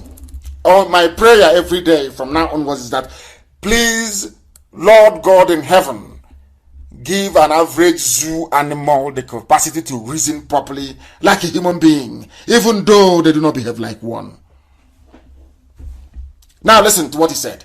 He wanted to say, I stand on my feet inside this mosque to swear in the name. He was in a mosque. Please publish that very video and the commentary as well, the interpretation. I stand on my feet inside this mosque to swear in the name of Allah, to tell you the truth. There are no governors, no president in this country. And our sermon says there is no president in the country. So do you see why speaking the truth always is very good? When I'm sure he was one of those that said go and kill Nnamdi Kanu in 2017 when I said Buhari was dead. But today this man is crying. He is swearing by Allah. He was broadcasting from inside the mosque and he said there are no governors, no president in this country. We must stop deceiving ourselves. Let's face the reality. Forget the tribe and speak the truth. Do you see that we have succeeded in making people conscious? That is the job we set out to do, and Chukwu Kikabiama has done it. People are now beginning to reason and talk properly. So we are very close to home. Very, very close, I tell you. Once they realize, once an Hausa man realizes that his potential to attain economic greatness and social cohesion will not be threatened by an independent Biafra, believe you me, an Hausa man will seek his own. I want a nation called Hausa, because the Hausa people, they are ancient people as well, very old, with a civilization to be proud of. So also is Kanuri. I mean, can you believe coming into Africa and traveling to ancient lands the way it used to be before the white man came? You want to go to Hausa land, you want to go to to Kanembrono land, you want to go to Dudua, you want to go to Biafra, you want to, Middle Belt have to look for a name that suits them. You want to go to TV land. These are ancient names that existed before the white man came. Can you imagine going to those places with such pride and such honor? That is what we are talking about. That is the thing that we are looking for people to be free. I have said it, and I will say it on air because the whole world is listening.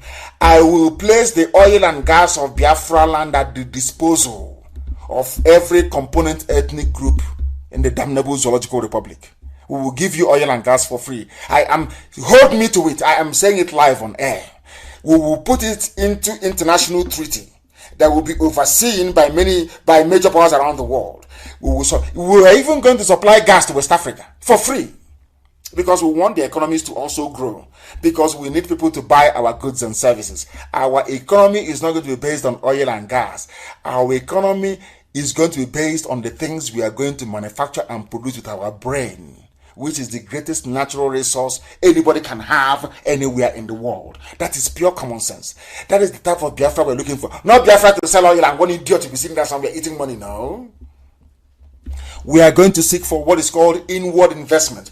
We are going to convince the companies of the world, rather than manufacturing and shipping, which is very expensive, we do what China did. Come and manufacture very cheaply in Biafra land and distribute to the southern hemisphere. Very simple and neat. That is our economic plan. Road map, sea map, underground map, we are not going to tell you, because if we tell you, you will copy it and you bastardize it. But this time I tell you, let nobody deceive you that Biafra will mean cutting off, there will be no oil, there will be no gas. Never. The people right now, every component ethnic group in the zoo, once you are an independent nation, will pipe oil and gas to you for free.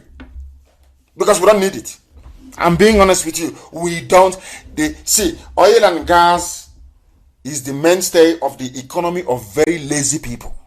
Only lazy people can rely on oil and gas for survival. And we are blessed. We are not going to do that. Where is our president? The man was asking. There is no president. And now they know it.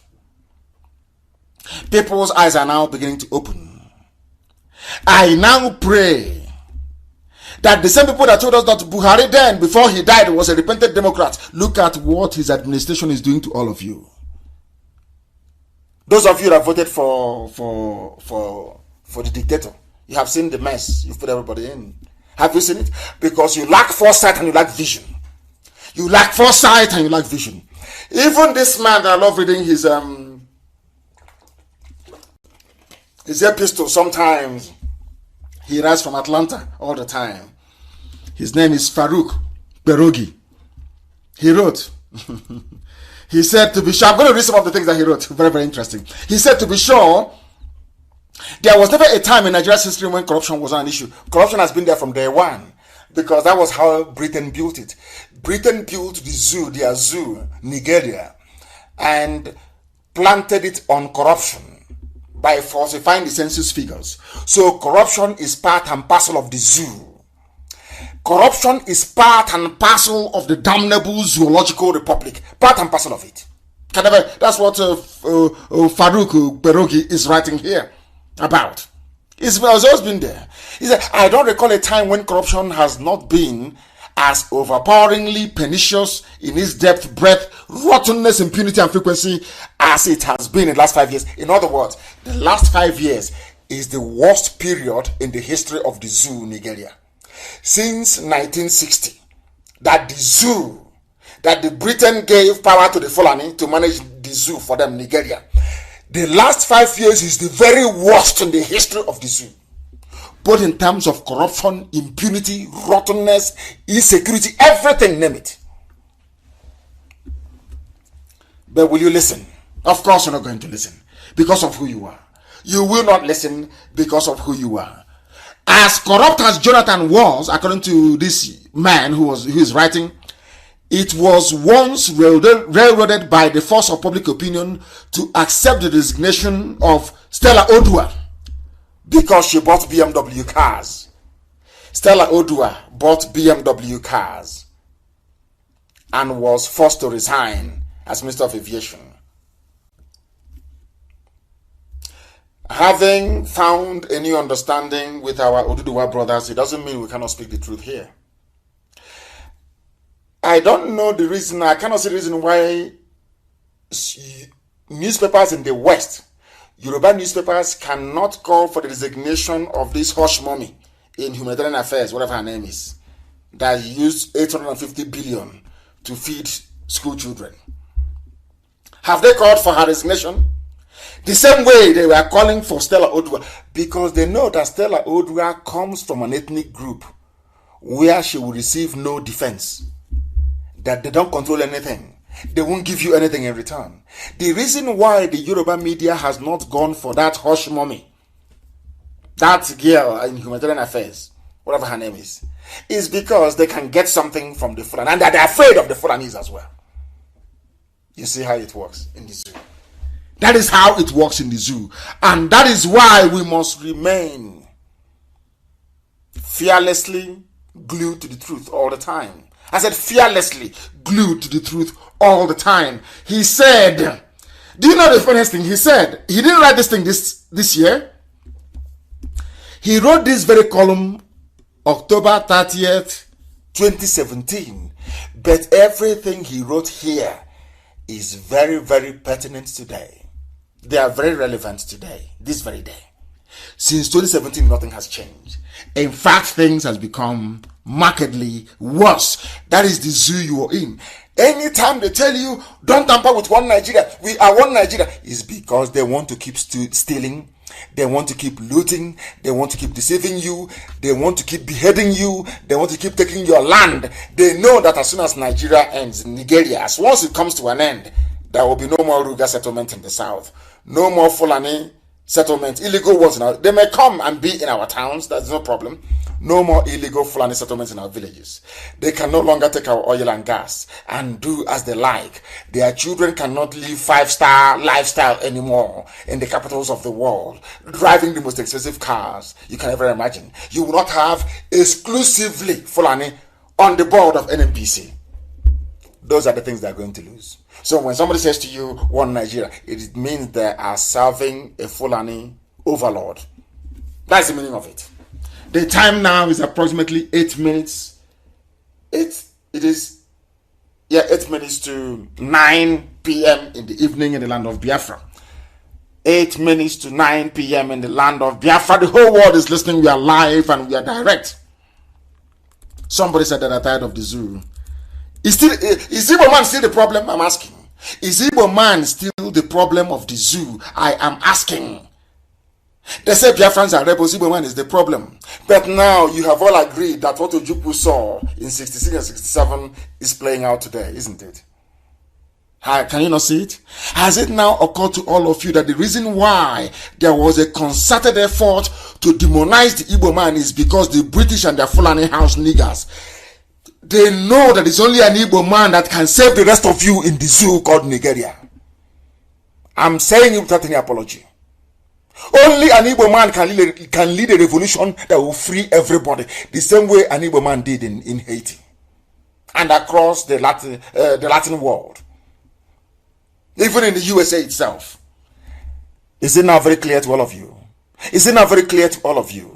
Those doubting Thomases, is it now very clear? The reason why they chose an Igbo man to demonize an Igbo man is to make your freedom impossible. To make, as they are killing you, as they are cheating you, as they are looting your treasury, they will keep saying to you, oh, an Igbo man is the problem. Igbo man is the problem. Have you seen it now? Even the Hausas are waking up. They are waking up. They are waking up. And my very happiness is that somebody wrote something very, very interesting, which I must read out to some of you. I think it's from Ronta Douglas. No, this is from Ronta Douglas. Ronta Douglas's one I will try and read out later on. It is what somebody said regarding this so-called fake plot, so to speak. Fake plot. They said an Igbo man is coming to take our oil in the south. Somebody responded to them. A southern Biafran, so to speak, responded to them. And he was responding to a Fulani man. A Fulani man wrote, Biafra is Igbo plot to colonize South-South, and they know that there's nothing called South-South in this world. They know that South-South doesn't exist in any map, in any cardinal point. But that's the name they gave them. South-South, and they're answering. Anyway, in fact, they have abandoned that one these days. North should not cry for us. Our brother is writing. His name is Donald Ekbo. He replied to somebody called Sage Ringim. And he said to him, Biafra is a plot by Igbos to colonize South-South, Alhaji Sage Ringim. Now, Donald Ekbo responded, North cannot speak for South-South. He who comes to equity must come with clean hands. He went on to say, Sir, I want to thank you for your concern about the welfare of the people of the South-South by exposing the plans of the Igbos to recolonize the region as if there was a time Igbos colonized anybody before. Do you see how education is in the zoo? Do you see how warped the minds of the zoo people are? But we'll continue. But I'm worried about the sincerity of these your concerns.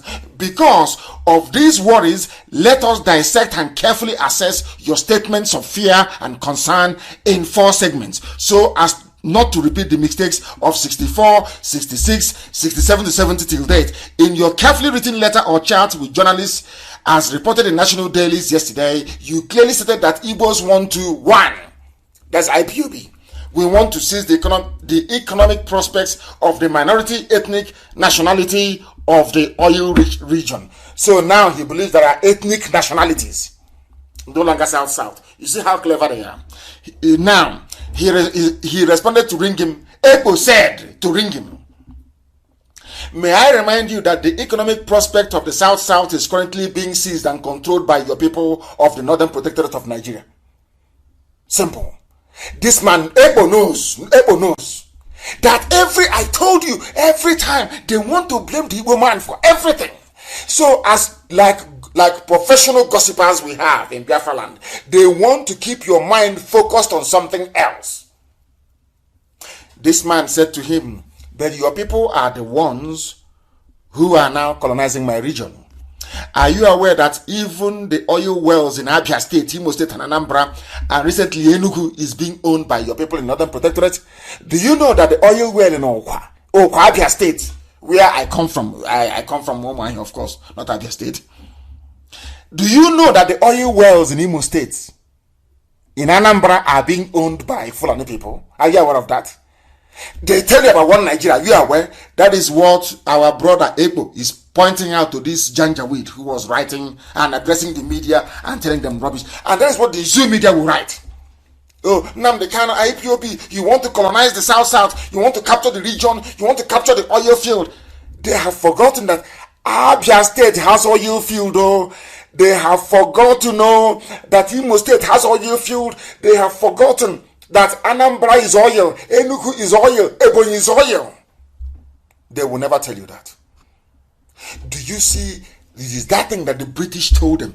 Britain said to them, keep saying it all the time.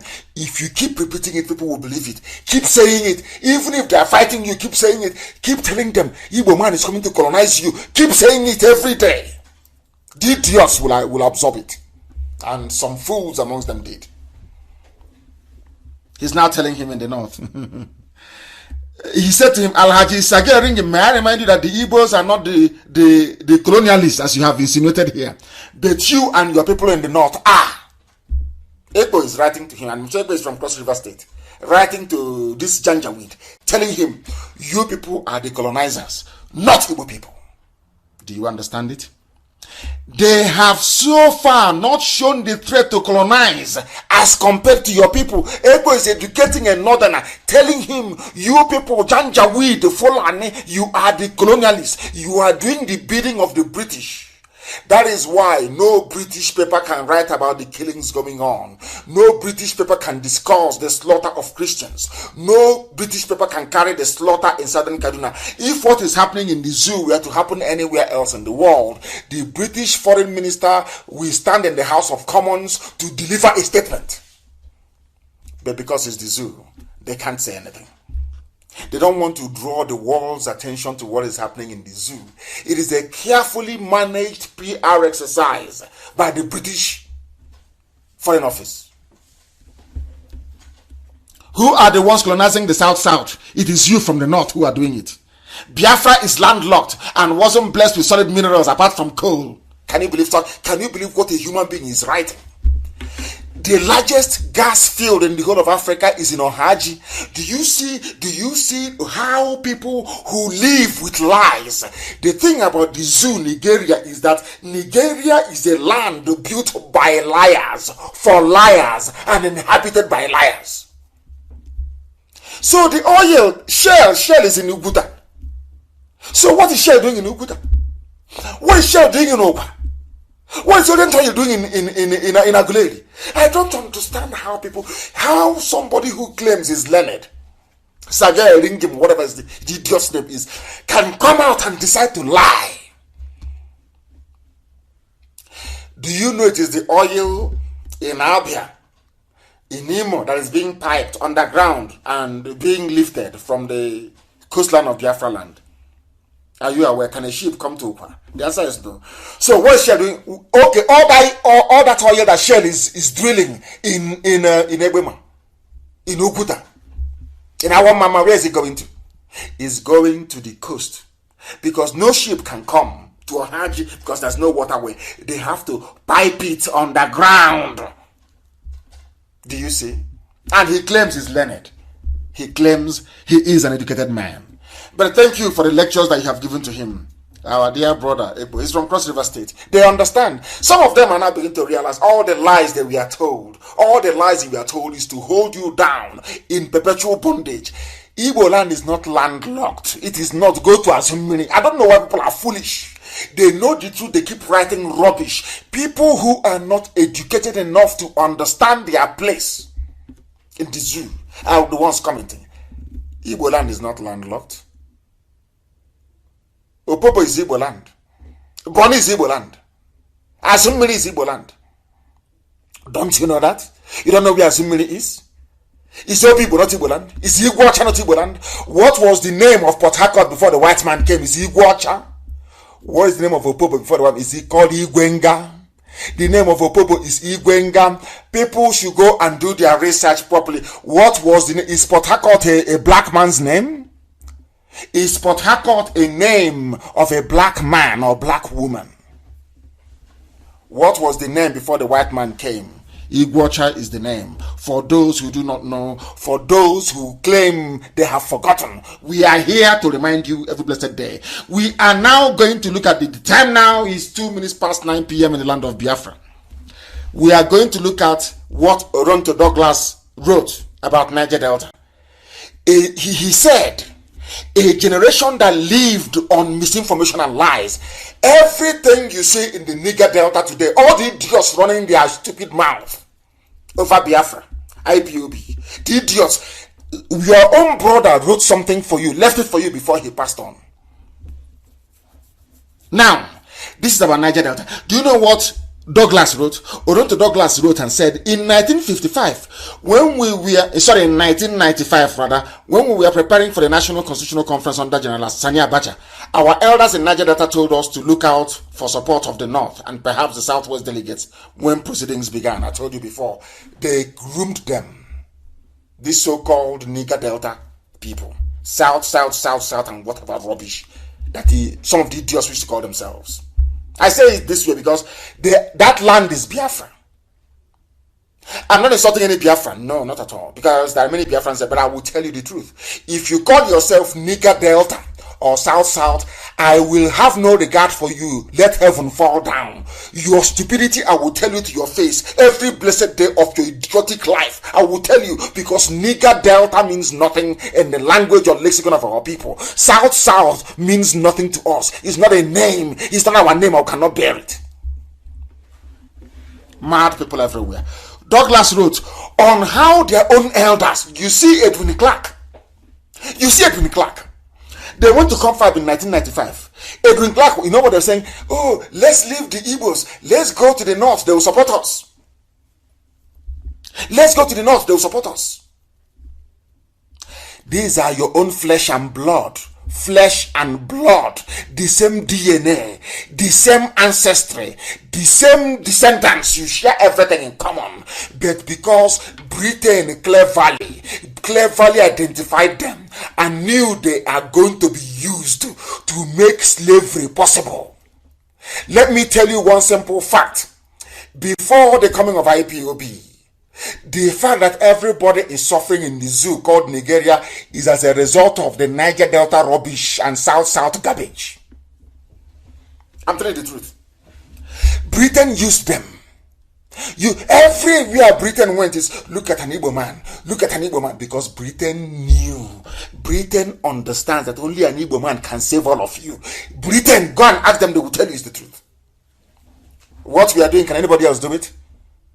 I'm asking all of you who are listening, what we are doing with IPOB, can any other group of people do it? I'm not boasting, I'm just telling you the fact. You cannot do it. Not now, not tomorrow, not ever. We are here to save all of you, even from your own ignorance. This is what our brother is writing. Do you know Edwin Clark?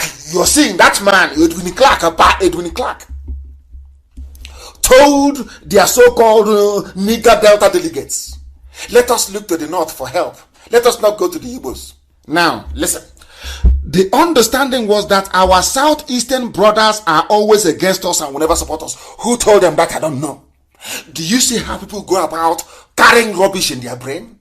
If you come now and ask them, you say, oh, IPOB hates everybody. But they know we don't. We are the ones fighting for those Christians who are being killed.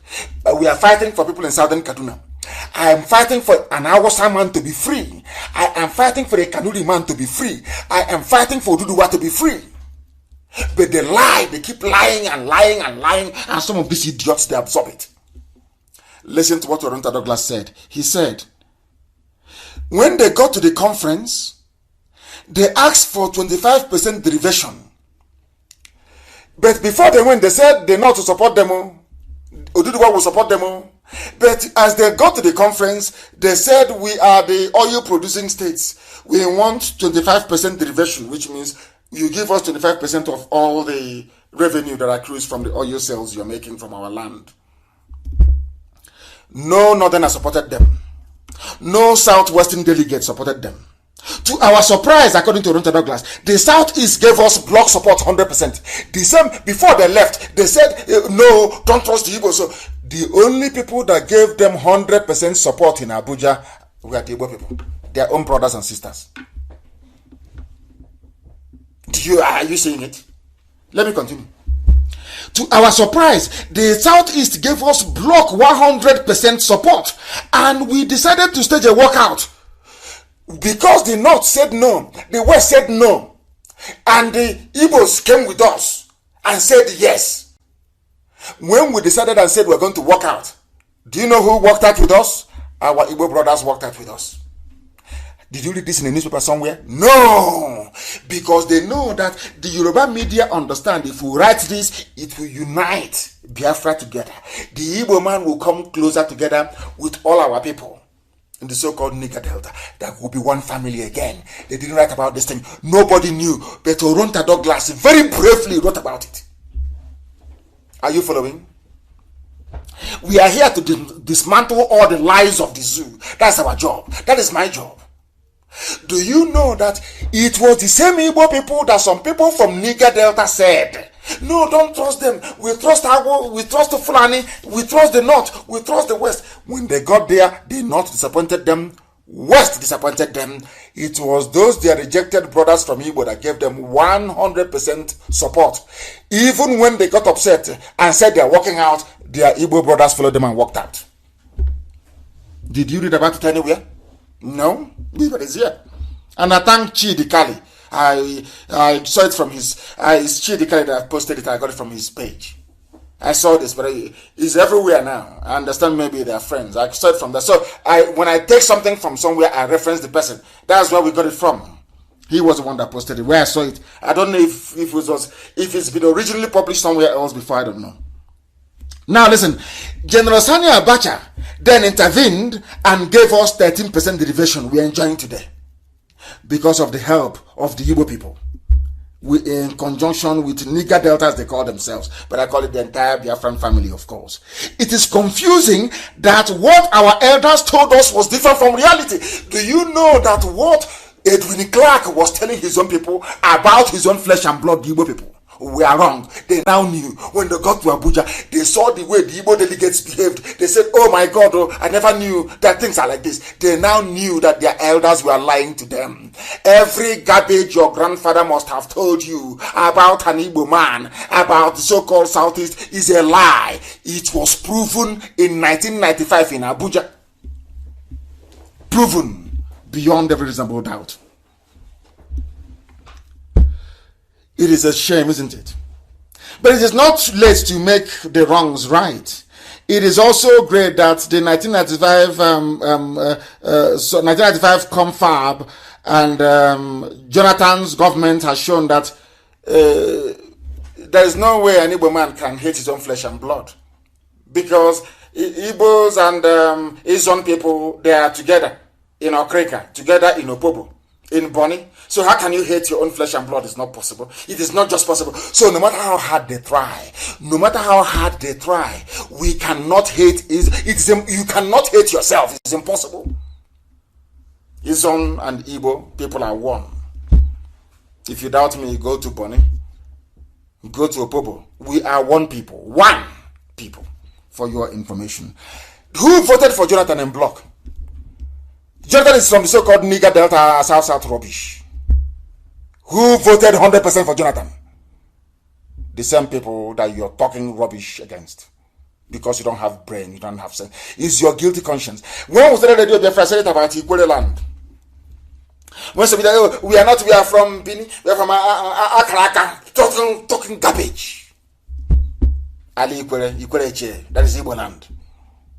And I came on this same microphone, this same radio Biafra, and I said to them, your problem is abandoned property. You don't want people to talk about abandoned property. You are ashamed. You are a product of stolen goods. They use stolen goods to train you in school. So, because you have to defend the criminality of your fathers, that's why you said you're from Bini. But all of that is by the way. Abandoned property is because we are going to, Iguacha is going to be our capital. Every house be knocked down, we'll build something so spectacular that when people see it, they will say, indeed, the Biafrans are blessed. Not all that rubbish for face me, I face you nonsense. No. We are going to build a modern capital that when a white man comes to Iguacha, they will say, I never in my life would have believed that a black people are capable of this. So take your inferiority complex elsewhere. Ikwere land is Igbo. Anyoma is Igbo. If you say you're from Bini, pack your things and go to Bini and live in Bini. If you say you're from Bini, go to Bini and live there. Your name is Ikechuku, your name is Amechi, your name is Wike. You want to go and join people who are Iguafon. Is your brain correct at all? Does it mean you cannot listen? But anyway, we have passed that nonsensical stage. Iguacha is, of course, IPOB and to the core. I welcome it. We say what we say because of our affection for each and every. Biafra is one family. I can prove it. I can prove how we are all related. I can prove it anytime, anywhere, any place. Others cannot say the same for themselves. We must preach this very gospel because heaven is bearing us. 30 minutes past 9 p.m. in the land of Biafra. We must preach it. For very many years, they have spent time deceiving all of you. They told Efik people in Calabar, Igbo man is your problem. Today, we have reason to liberate everybody, not just Igbo people, but the entire Biafran family. We've even gone as far as trying to liberate Hausa, the Nupe, the Divi, the Jukun, all the free body, all the way to Duduwa. Everybody has to be free. Everybody. These are the same people that we are mocking us, that we don't have enough land. Look at Opa, they have taken. Everywhere they have taken our land. We are chasing them away from Ebonyi State. Have you not seen it? We've discovered where they loaded their weapons in Abakaliki. If you don't know, some of you don't know what we are doing. Because if we say it now, they'll take it, they'll cut it out and say, oh, look at Nnamdi Kanu, he said it's peaceful. Can you see how violent they are? That is all they are waiting for. They are actually gossipers. That's all they want in life. so they can write the State Department. They can write Pompeo. That's all they know what to do. They cannot write Pompeo complaining about Fulani raping and killing their sisters. No, they won't. It's Mazi Nnamdi Kanu. His members, we are somewhere intimidating people. They're a terrorist group. Somebody is writing to State Department in America, asking them not to give me visa. And the idiots will come out and say they're fighting for Biafra. That's who they are. And we shall keep exposing them. Sometimes I wonder, given what's happening in Okwa West, sometimes I wonder if Fulani is actually the problem, or the zoo animals, those that call themselves Nigerians. Who is the problem? Let me tell you why I'm saying this. Because you would expect journalists to be very sensible and very reasonable. But after the criminality of Ismaila Issa Funtua, Nigerian journalists who every day will write that things are bad, corruption is everywhere, they went and named a building. They named the building, the NUJ building, after Funtua, who is a confirmed looter. He took over Etisalat, they call 9 Mobile, by not paying anything. A criminal extraordinaire. The same journalists who every day they were writing to us, your corruption is everywhere. Let's say the same journalists in the zoo, they are immortalizing a man who epitomized corruption, looting, and criminality, or brigandry, so to speak. You see them? The country is bad. Let's move it forward. Let's do something. But they are the ones promoting criminality by naming their building after Issa Funtua. The same way that they named the stadium in Kanu after Abacha. That's how they reason. That is how they reason. Zoological Republic. What I'm saying tonight is that Fulani is in the minority. If they had good intentions and ability to govern properly, there won't be a problem. But they epitomize mediocrity and the irredeemable primitivism of a black African. That's who they are. Primitive people. All they need is to loot. They loot. After how many years of funding research, all the place was Kilishi research after many years. I keep asking you, those of you campaigning for Fulani president all the time, I keep asking some of you, if you say that something is sweet or nice, you tell us what it tastes like. I asked you, every time, is the Fulani man that will come out, vote me as the president, and I keep asking you, you want to fix the economy? Okay, yes. Name one renowned Fulani economist. That's none. You want to industrialize the zoo, Nigeria, yes? Name one Fulani scientist, None. Name one Fulani poet, None. If they cannot produce all these people, how do you trust them to produce somebody who can be a president? Simple, common question that I expect those with common sense to be able to answer. But they cannot answer it. Let me tell you why I tell you every day that your average Nigerian is a mental case. I want to let you understand that being a Nigerian, if I see you, I hate you anyway. Once you say I'm a Nigerian, ask those who claim they're my friends. Once you start writing rubbish, we Nigerians, I'm a Nigerian, I cut off from you. I know you're not reasonable. Once you say I am a Nigerian, or a proud Nigerian, I know from that day onwards, you're not a human being. You cannot reason very well. Number one, no black man created Nigeria. It's the British. And the word or the name Nigeria is an insult. It's a slur, it's nigger. Go and check it. So where is the value of your education? You are educated so that when you see something right, you say, oh, it's right. If you see something wrong, you say it's wrong.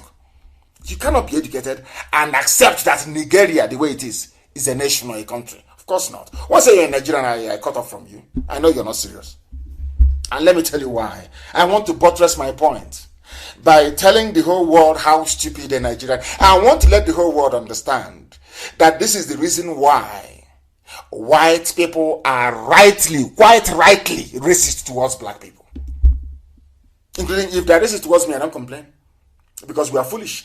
I want to prove to you that white people are justified in being racist the way they are. Because a black man is a bundle of stupidity. And I want to prove, I don't say, he's insulting, I'm not insulting you. I'm telling you how foolish you are. As a nigger, the nigger in a Nigeria that you are. Let me tell you how. There is a headline in Punch newspaper. People read this headline and it makes no, it doesn't touch them, it doesn't affect them. Because they are black people, because they have no shame. I've said it to you before, for you to have class in life, you must have shame. For you to have class in life, you must have shame. Now listen to this headline.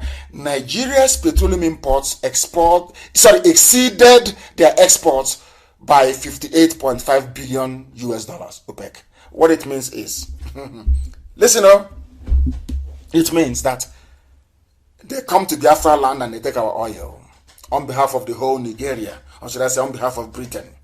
They take that oil outside and they sell the oil and they bring the money back. With that money they are bringing back to us, we now proceed to import other forms of oil as well. We export crude oil. Crude oil contains everything. It contains engine oil, it contains paraffin, it contains kerosene, it contains aviation fuel, it contains plastics, everything in a crude oil is black, it's crude oil, it contains. So the meaning of refining is when you now begin to, from that same barrel of crude oil, you get kerosene, you get petrol, which is a premium spirit, motor spirit, the one you put in your vehicle, fuel. You will get diesel, you will get engine oil, you will get brake fluid, you get everything. Now, do you know what Nigerians are doing? They export crude oil. They now import kerosene separately, petrol separately, the one you put in your car. They import aviation fuel, the one you put in aeroplane, separately. The one they call, is it paraffin or whatever it's called, separately. Engine oil, separate. So you are selling a barrel of crude oil to a white man or to a refinery, which some of them own, which some of these Fulani people own in Equatorial Guinea and in Exeter, in England. They export the oil to their own refineries. That is how wicked they are. Meanwhile, the four refineries they have is not working. Iguacha, One, Warre, and Kaduna, not working, but they're paying the workers. Now, listen to the stupidity of a black man. I want you to understand how condemned the zoo is. I want you to hate Nigeria with every passion, with every sinew in your body, because what they have done to your brain is irredeemable. You know what they do? They export one barrel of crude oil for, let's say, about $40. Then they send that barrel of crude oil to the refinery that they own in Exeter in England. They don't refine because no refinery is working. As they send the barrel out, one crude oil, $50, the refinery in Exeter in England will refine the oil. And then the same zoo, Nigerians, these monkeys, will now say, oh, we want a barrel of kerosene, a barrel of aviation fuel. A barrel of aviation fuel is maybe $30. A barrel of, let's say, kerosene is maybe $30. Now you have spent $60 buying the same thing that you could have refined and provided jobs for your people in your village. No, you export it for $40 and you import only 2 products back for $60. Does that make sense to you? Do you now see how foolish a black man is? Do you see the reason why I say that Nigerians are animals? Do you see the reason? I don't wake up and say it. News like this drives me insane. You have refineries where you could have refined all this your oil and provided kerosene even at a subsidized rate to people to use to generate electricity. No, they export it, and a barrel contains many products. Don't forget, they're only importing 2 back, and out of that 2 they're bringing back, they are spending $20 more. That is why they claim they have no reserve, they claim they are borrowing money, and they are spending 58.5 billion more importing finished products when they have the refineries to do it. Now tell me if those people are human beings or not. Do you now see how foolish the zoo is? Do you see why I call Nigerians animals? Do you understand? Do you see the reason why when somebody says I'm a Nigerian, I look at you as a complete idiot? You have 4 refineries, not one, four. And you're sending this crude oil to a refinery as well. The same thing you have in One, the same refinery in Iguacha. And you're importing only 2 products back, kerosene and aviation fuel, because you don't have any refining capacity. Now ask yourself, who is stopping the refinery in Iguacha from working? Who is stopping Kaduna refinery from working? Ask yourself that question. The day you answer that question, that day your eyes will open. That day you will know how stupid a black man is. That day you will know that Nigeria, you call it, is a curse, is a burden on your soul. That is who we are. Because we speak the truth. They want to steal. They want to make your life a misery. They want to loot. But they come out and they tell you, Igbo man is your problem. Let's support one Nigeria. But you cannot see what they're doing. Because you are foolish. Because you're a black man or black woman. Because you're from a zoo. Your brain is not working properly. Shameful. Very, very shameful. And remember, once they finish doing all this nonsense, they cannot grow the economy. They don't know what political economy is all about. They don't know. They have no idea how an economy can be grown. They have no. That is why, please, can you publish that picture of a bridge they commissioned in Adamawa? Osisi wood, ordinary wood, that a local capital can do. He said he built it for 10 million. And they had the temerity to put ribbon on it and to use scissors to cut the ribbon. People without, when a white man sees this, tell me why they will not kneel down on your neck and kill you. Because as I'm looking at this thing, I am hating this people the more. There is a level of stupidity that somebody will exhibit. You will know that that person is not fit to be called a human being. That's what that. Look at the bridge. Wood. Ordinary carpenter can do it. They said they spent 10 million naira. The wood they use there is not up to 20,000 naira wood. And labor. This very bridge will not cost up to 10,000 naira.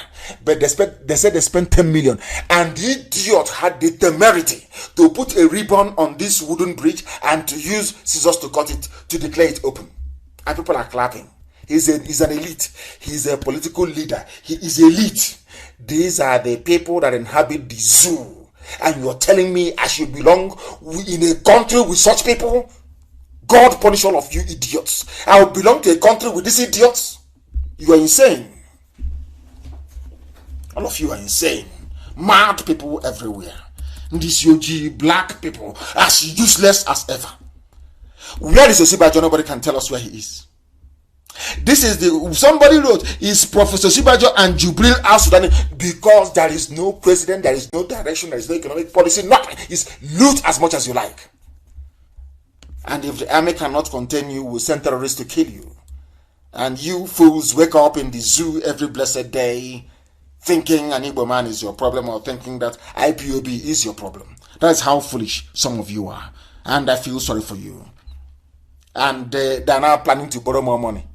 But they are now going to borrow more money. As the loan they have collected, their debts have now hit 33 trillion. They want to borrow money.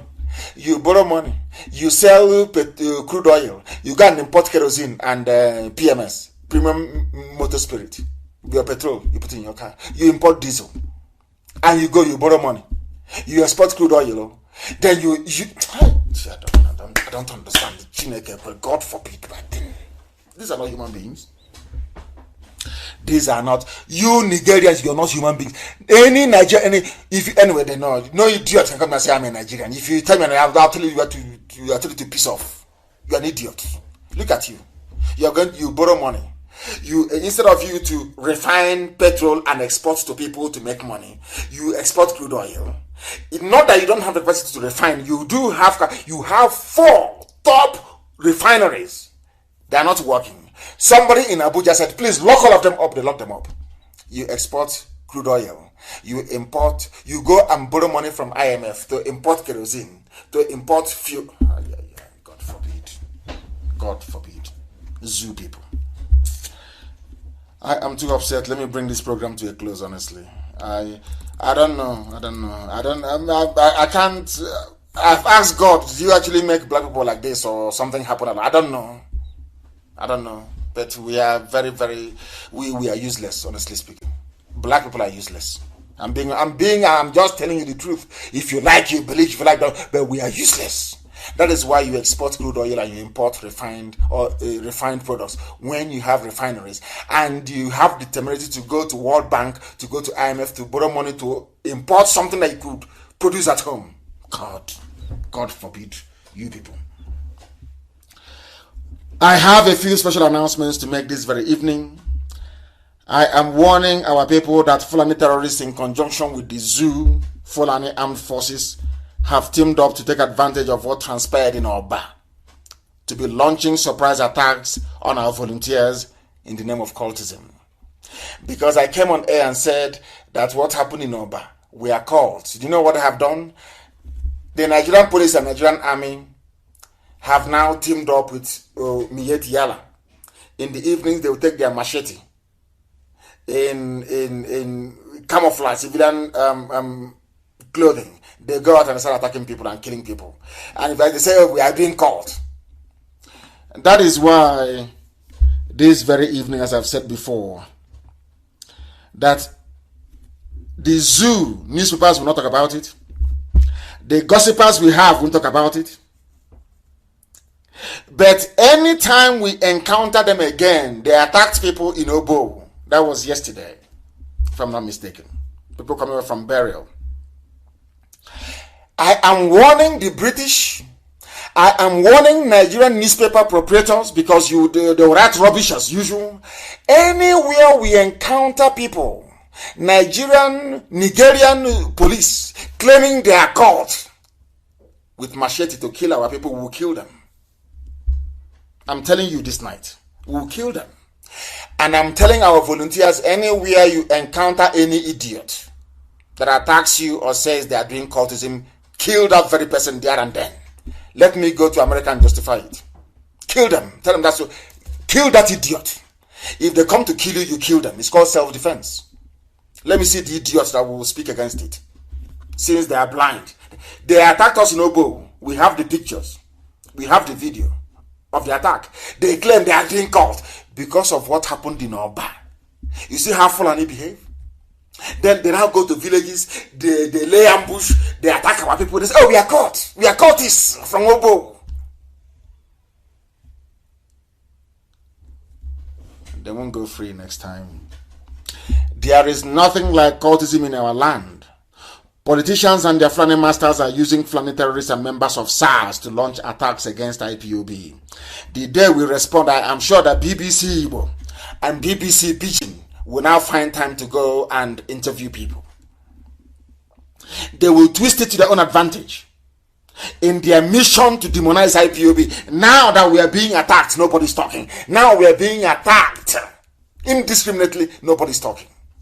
I hope they understand that. They have been inflicting grievous bodily harm on our people in the name of cultism.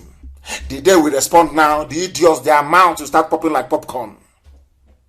But now, they won't see it. And I'm asking our volunteer command, anywhere, any village, where the Janjaweed, the Fulani police will go and hide and say, we are doing cultism to attack our people, you will find them that very night and you will kill all of them. That same night. Let me go to America and to EU to justify their death. Because this nonsense is too much. It is called self-defense.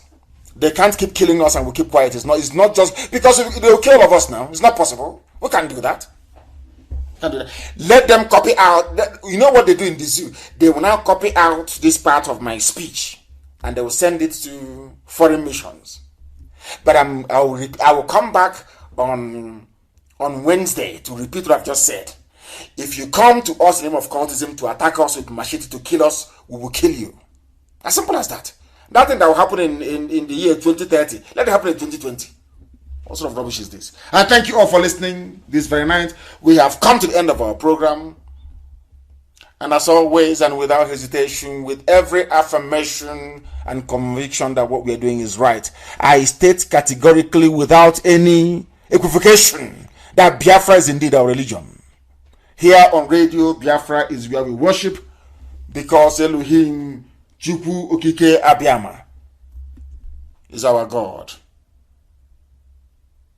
From me, from here, good evening.